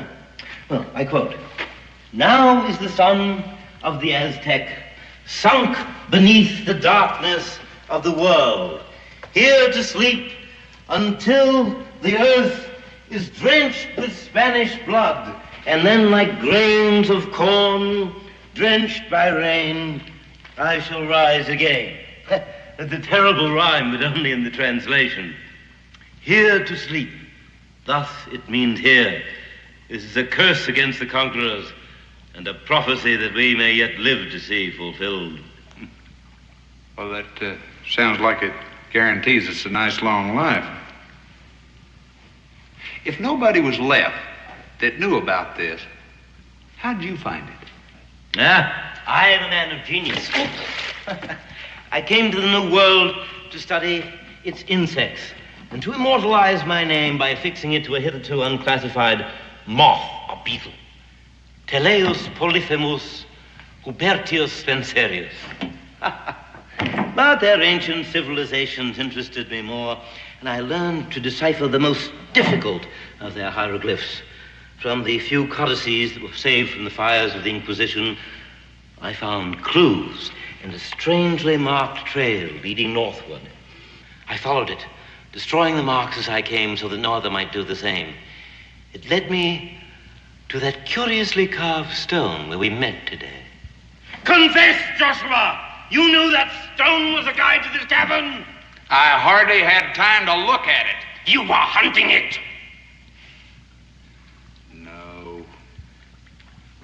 I can see where a man sitting on top of all this gold would have to be suspicious of anybody coming this valley, but you got to take my word for it. I didn't have the slightest inkling about any of this. Oh, well, I guess you're right, but now that you know what it is, it doesn't make any difference. Oh, come along. I promised you food and drink. Do you eat bird? Come. Birds. Birds. Hilly-hi-ho, boy. Come, bird, come. You're quite a collector, aren't you, Sir Hubert? Yeah. All these insects, that treasure. And somewhere along the way, you collected my rifle. Oh, yes, I left it by the mouth of the cave. Firearms are quite dangerous in here. A single shot might bring down tons of rock on us, and considering all the wealth that's here, you might be tempted to shoot. Now, that's downright suspicious. I mean, after all, you brought me here. Ah, the drawings brought you here. The mystery of it. Can spirits transport material objects? Do dead men walk? What is justice? Who is Sylvia? How fast is a snail's pace? What the devil am I talking about, anyhow? What are you doing with my drawings? I'm using them to roast the grouse with. But you're burning them. Why, if it's such a mystery? Ah, I tried to figure out the mystery while you were asleep. But it was no use. No use at all. The eyes cannot see, the ears cannot hear. The hand cannot touch. Man's feet are unable to sing. The liver is unable to plumb the heights of the intellect of man. There's no mystery about one thing. Millie made those drawings, and she had to be in this cave to do it. And most likely Sam was with her. Ha! That is not the mystery. Then they were here. No, I said that is not the mystery. Then what is the mystery? The mystery is how those drawings ever got out of the cave. Well, Millie and Sam took them out with them when they left, I guess. No. Why not? They never left. You mean they're still here somewhere? If you believe in the immortality of the spirit, they have departed, but in a purely physical sense, they are here. Dead. You collected them, too. Lured them into this cave just like you did me and then killed them. Maybe you got them stuck up on pins somewhere, too. I do not have them stuck up on pins. I wanted them to live. Sam Boyd shouldn't have tried to escape. Tried to escape from what? Wait a minute. Now, you're going to sit down and you're going to tell me exactly what happened. Because I got to give a complete account to their people when I get out of here. Well, now, Josh, come, it'll never do for us to quarrel. I'll give you your first lesson in biology, the anatomy of the goat moth. I don't want to know about a goat moth. Oh, by spring you ought to be able to call all of these by their Latin names. By spring? Certainly you should be able to master it by then, and if not, we've got a lot of time. I told you I'm a captive here. A captive to its golden charms, and you, sir, are a captive too. Who's a captive? I can leave here any time I want to. You cannot leave any time you want to. You cannot leave ever. Huh. You must be joking. Who's going to stop me? I'm bigger than you are, I'm younger than you are, and you ain't even carrying a gun. Well, then go. By all means. Leave. Go. Depart. Leave. I shall miss you if you go. But I should warn you that each one of these passageways leads to 100 others, and most of those lead to death. We're a long way from the mouth of the cave, and you have no idea which direction it is. And you don't have a light. Wait! Come back, Josh. Not that way. Stop, I tell you. Careful, there's a very deep...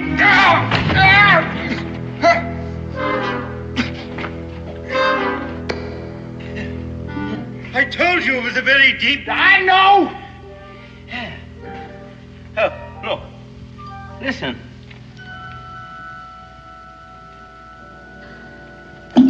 I've computed the fall at 5 seconds. Gravitational acceleration, according to Galileo, is 32 feet per second. Therefore, the surface of the water is about 480 feet. Just shut up and get me out of here! Go ahead.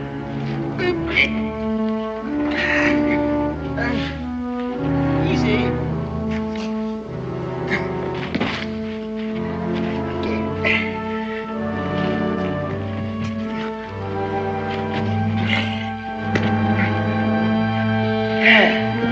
Yes. This is where Sam Boyd left us. Millie, too? Oh, the shock of his passing was too much for her. Was murder just as sure as if you'd done it with your own hand? No, I wanted them to live. Yeah, and you wanted them as prisoners. I think we better get where it's a little more comfortable and talk this over. Oh, excellent idea, excellent. You know, I need your companionship. Otherwise, I might go mad. I sometimes sit here when my resolve weakens. It strengthens my sense of responsibility. Uh-huh. You know, I'm beginning to understand what worries you, Sir Hubert. Millie and Sam were here. Millie made them drawings. Millie and Sam never left. But them drawings did. And you're worried as to whether somebody else might have found this place, too. Why would such a person take those worthless drawings when there's all of this and all of that? Ha! How do you know that's all they took? Gold's heavy stuff, Sir Hubert. He might just taken all he could carry. But you missed it? And if he did, he's gonna be back with help. He probably took the drawings just to prove what he had found. No. No. That's impossible. No one could get in here without a map any more than you could get out. Oh. Those drawings got out of here, didn't they? Well, perhaps some small animal, a pack rat, perhaps. Oh, you said a friend of yours found those drawings, Daniel Boone. Then he's seen the drawings, too. You're a very nervous man, Sir Hubert. It's going to get worse. There are going to be people looking for Sam Millie Boyd, people looking for me. If you want to get that treasure out of here, you better do it right. What do you mean? Simple. You pack up all this gold we can carry, take it out of here while we still got a chance. I'm not going to take any of it. You can use me as a pack mule. One load, Sir Hubert. You'll be a rich man for the rest of your life. You can hire an army to come back here and haul this out. Sacrilege! I read you the inscription. This gold belongs to Huitzilopochtli, sun god of the Aztecs, here to remain until the earth is drenched in Spanish blood. You are an educated man. I mean, you can't believe all that stuff. And why not, when the prophecy is so close to fulfillment? Over 2 centuries ago, the Spaniards invaded Mexico. They won their ways into the chambers of Montezuma, Huitzilopochtli's living representative on earth. They killed him, a slap in the face of the god himself. They tore down his temples and burned all his sacred books. They stole all his treasure, all except this. And the sun god bided his time. And what did the Spaniards do with the gold? They melted it down into ingots to build the mightiest armada the world has ever known to stand against England. Do not forget that I am an Englishman. And where is that mighty armada now? From the English Channel to the North Sea coast, the hulls of the homes of fishers and the gold that built them is gone. And Brazil is lost to them, and soon the whole Western world, and yet you doubt that I should believe in a curse and a prophecy. I say to you, sir, beware.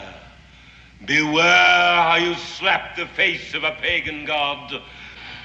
130 warships set sail, but their leaders forgot the sun god's curse. And in the Straits of Dover, that sun went out. And in the gale that arose, in the howl of the tempest, in the crack of the lightning, could be heard the voice of Huitzilopochtli crying, "Revenge!" And in the cannonade, the guns of the ships of Sir Francis Drake could be heard the drums of Huitzilopochtli beating their declares against the Spanish flag.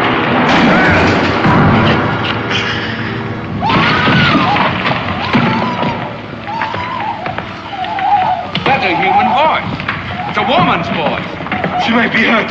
Come!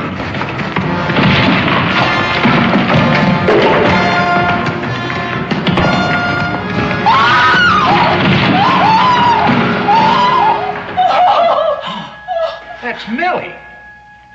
You said she was dead. I said that in a purely spiritual sense, she and her husband had departed. Millie? What's wrong with her? Millie? Millie? Millie, you know me. I'm Josh Clements. Oh, come. You must cease this unseemly display of emotion. You're under the protection of the sun god, and nothing can happen to you. Nothing to speak of. Millie, I am Josh Clements. I was painting a little grass skirt for my dolly when the ceiling fell. I have to get back to my painting. My dolly will be getting cold. Millie, you remember me. I worked for your daddy before you were married. You remember the plantation in Williamsburg? You gotta remember Sarah Howard. Pete Logan. I'm afraid it's no use. Although I hoped it might be. Stay with her. Talk to her. Perhaps it might bring her to her sense, but I doubt it. Millie, wait a minute. Now, this is going just about far enough. Now, you've got her a prisoner in there, and you're going to get her out. You hear me? I regret her condition as much as you do, but my first responsibility is to reach Sir Potchley. You get Potchley and lead us out of here. I'm going to break your neck. May I remind you that if you break my neck, there will be no one to bring you food or tallow for candles. You and Mrs. Boyd will starve to death in darkness. You're already killing her. She needs sunlight and fresh air. She has sunlight and fresh air and leafy vegetables. She needs companionship. Stay with her. Talk to her. Comfort her. Wait a minute. Where are you going? Out! To find your friend Daniel Boone and persuade him to join us. I don't want him to tell anyone about those drawings. Yeah. Maybe you better try that. Don't try to follow me!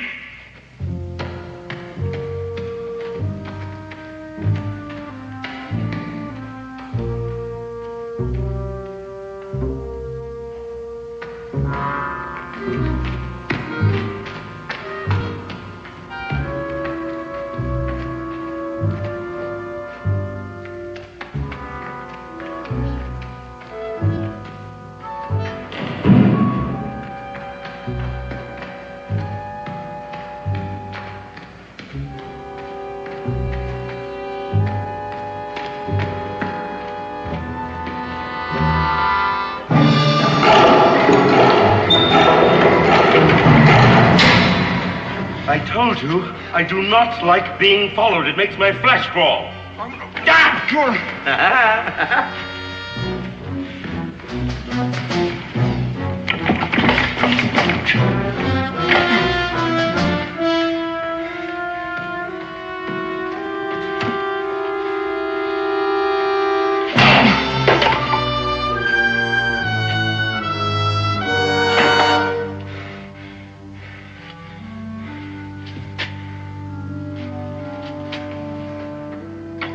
Millie! Millie! Millie, come get me out of this bear trap!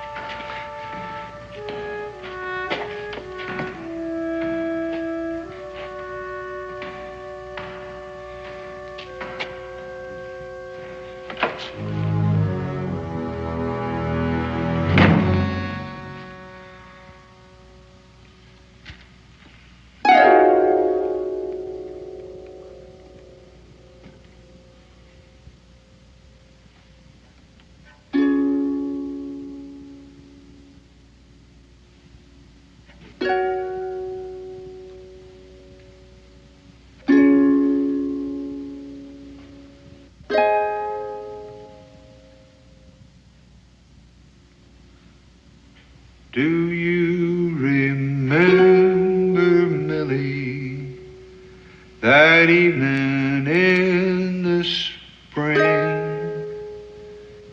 when the river was high and the moon was low, the curlews cry in the afterglow, when you were just 16.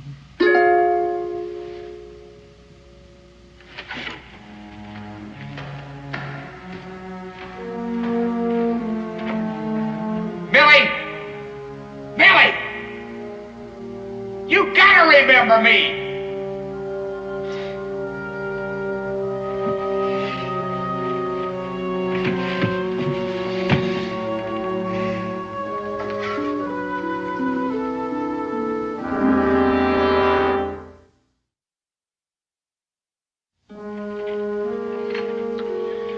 You must remember, Millie, if only in a dream.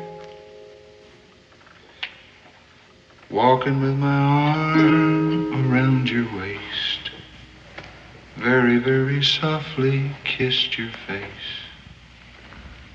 when you were just 16. Millie, now get us out of here. Wind that rope up. Just wind up that rope over there.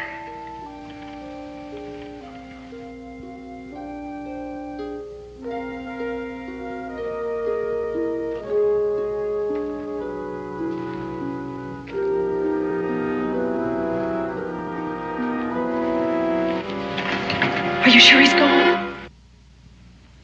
You do know me. Yes, I knew you at once. I wanted to cry out. The sight of a familiar face.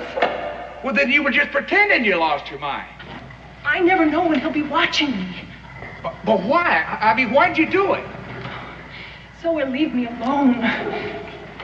He's quite mad, as you've probably realized by now. He frightens me. And just maybe, if he's convinced I've lost my mind, he'll not watch me so closely and I'll have a chance to escape. How?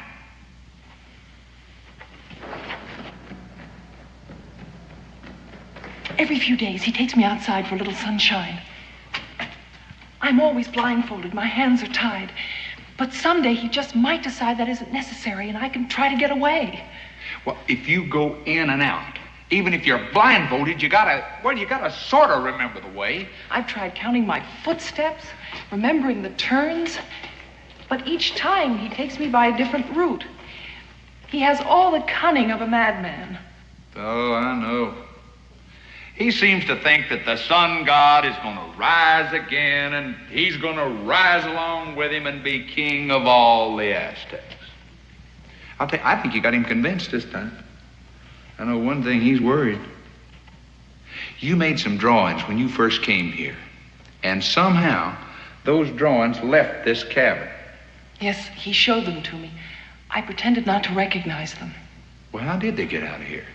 I don't know. Sam was carrying them when we tried to escape. That was months ago. He slipped and fell into one of those bottomless wells. That's not just a well. That's an underground river. You know, he might have floated out of here just like that pouch. Oh, no, Sam could never have floated, not even for a minute. Why? Because as long as we were trying to escape, he insisted upon taking some of the gold. He'd knocked Sir Hubert out and loaded up with as much as he could carry. I begged him to leave it. When he fell... Went down like a rock. I'm sorry, Millie. At least it's quick. And it gives me an idea.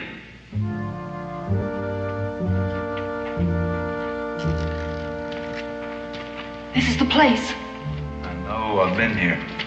Listen, you wait right here.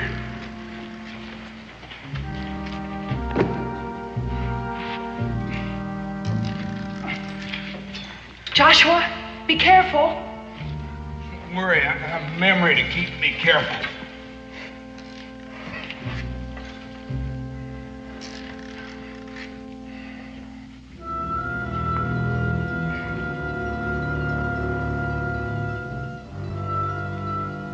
What's it like?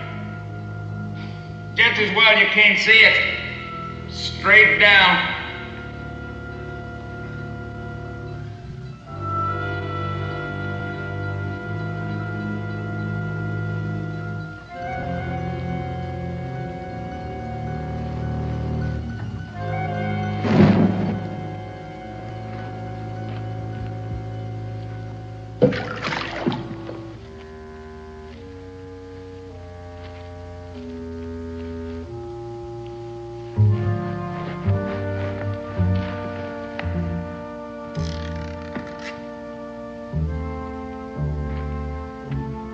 Nobody ever gonna get out of there. Gives me an idea. Sir Hubert's gonna be in for a shock when he gets back.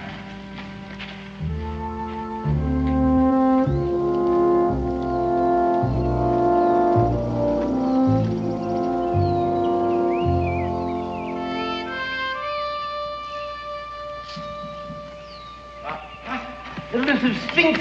I've got you! I've got you!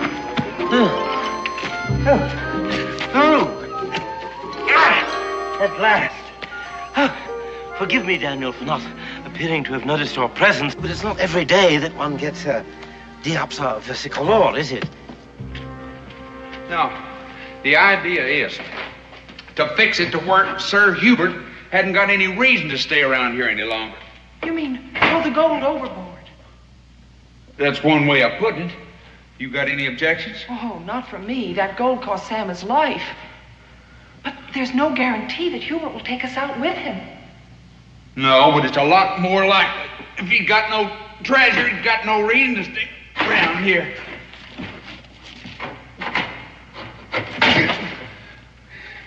That stuff's heavy. There's a layer.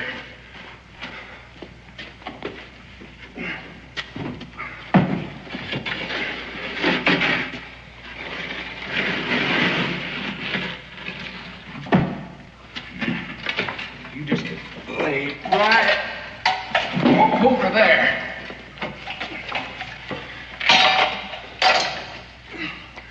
You see, Millie has not been at all well, and as a stranger, it's been very difficult for me to take care of her. Josh is with her right now. That's why he didn't come to greet you. Well, if she's been here for 2 years, why didn't you bring her back to civilization? There are reasons why that's impossible. Excellent reasons. Soon you'll comprehend it completely. Well, I'm looking forward to that. Now, where is this cavern? Close now. Just wait here and I'll make sure that we're unobserved.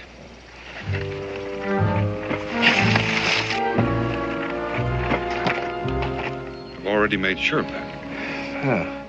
Well, it's in the rocks over there. You'll have to look sharp to find it. Now go slow. The footing inside is precarious. I figure I can make it with no trouble.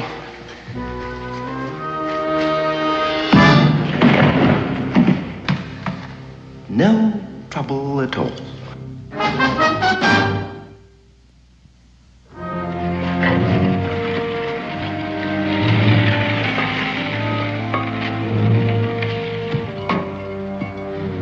I'm all right.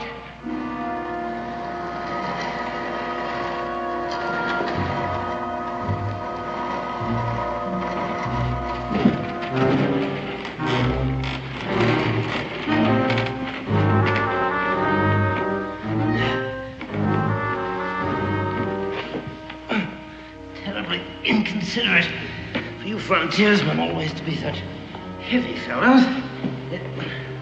It makes it rather difficult. But we'll manage.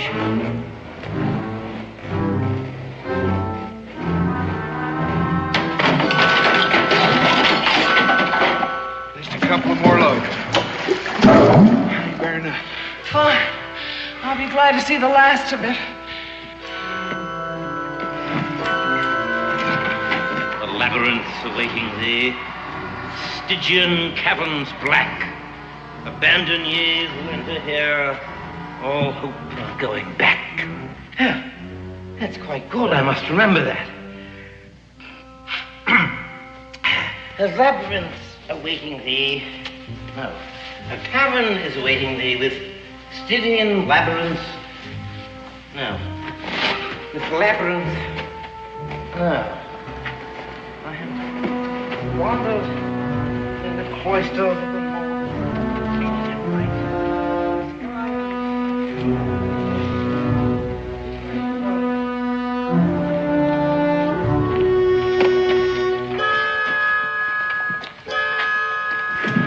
What are we going to do about him? Well, let's get this out here first.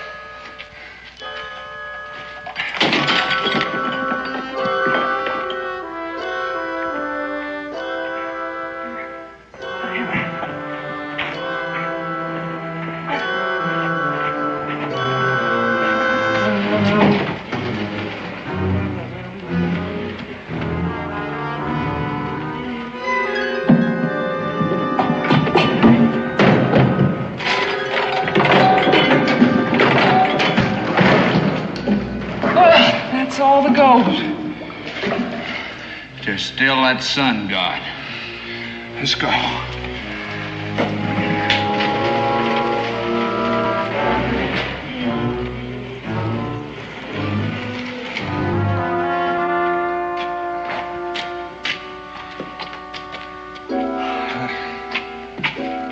Now for old Wheats and Parts. I got a feeling Sir Hubert will never leave here as long as he's around. And everything we've done is for nothing. We'll never be able to move that. A lever. I gotta find something I can use as a lever.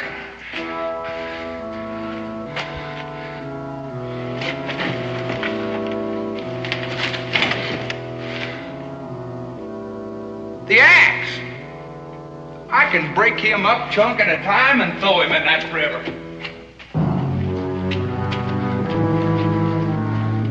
What's the matter? I just remembered something Sir Hubert said. Beware of how you slap the face of a pagan god. Joshua, it's no time to think of that now. Pachi might get kind of insulted if you throw him in that underground river. Yeah, he's probably already insulted anyhow. Well, here goes.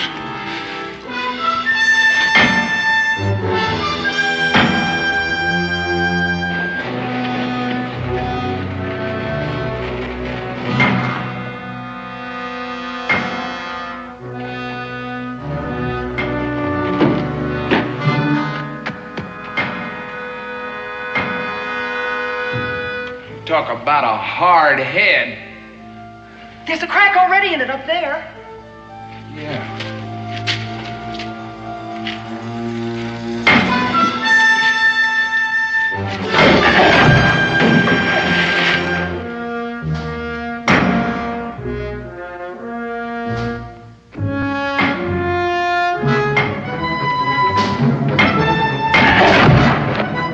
No! Sir Hubert!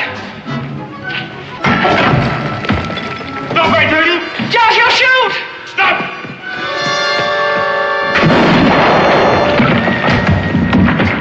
Josh, look out! Which little punch,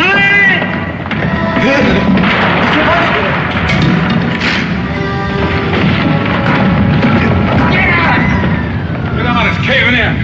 Josh!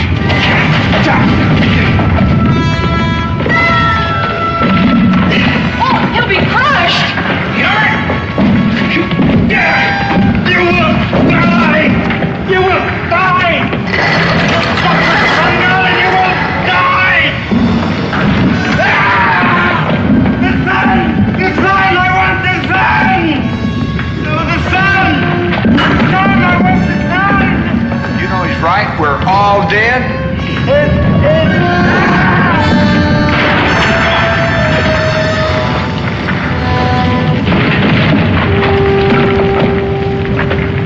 Look out!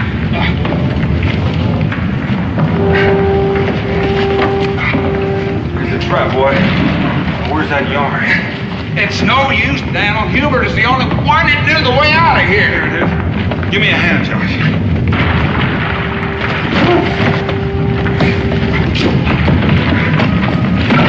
Billy, follow the yarn. Look out!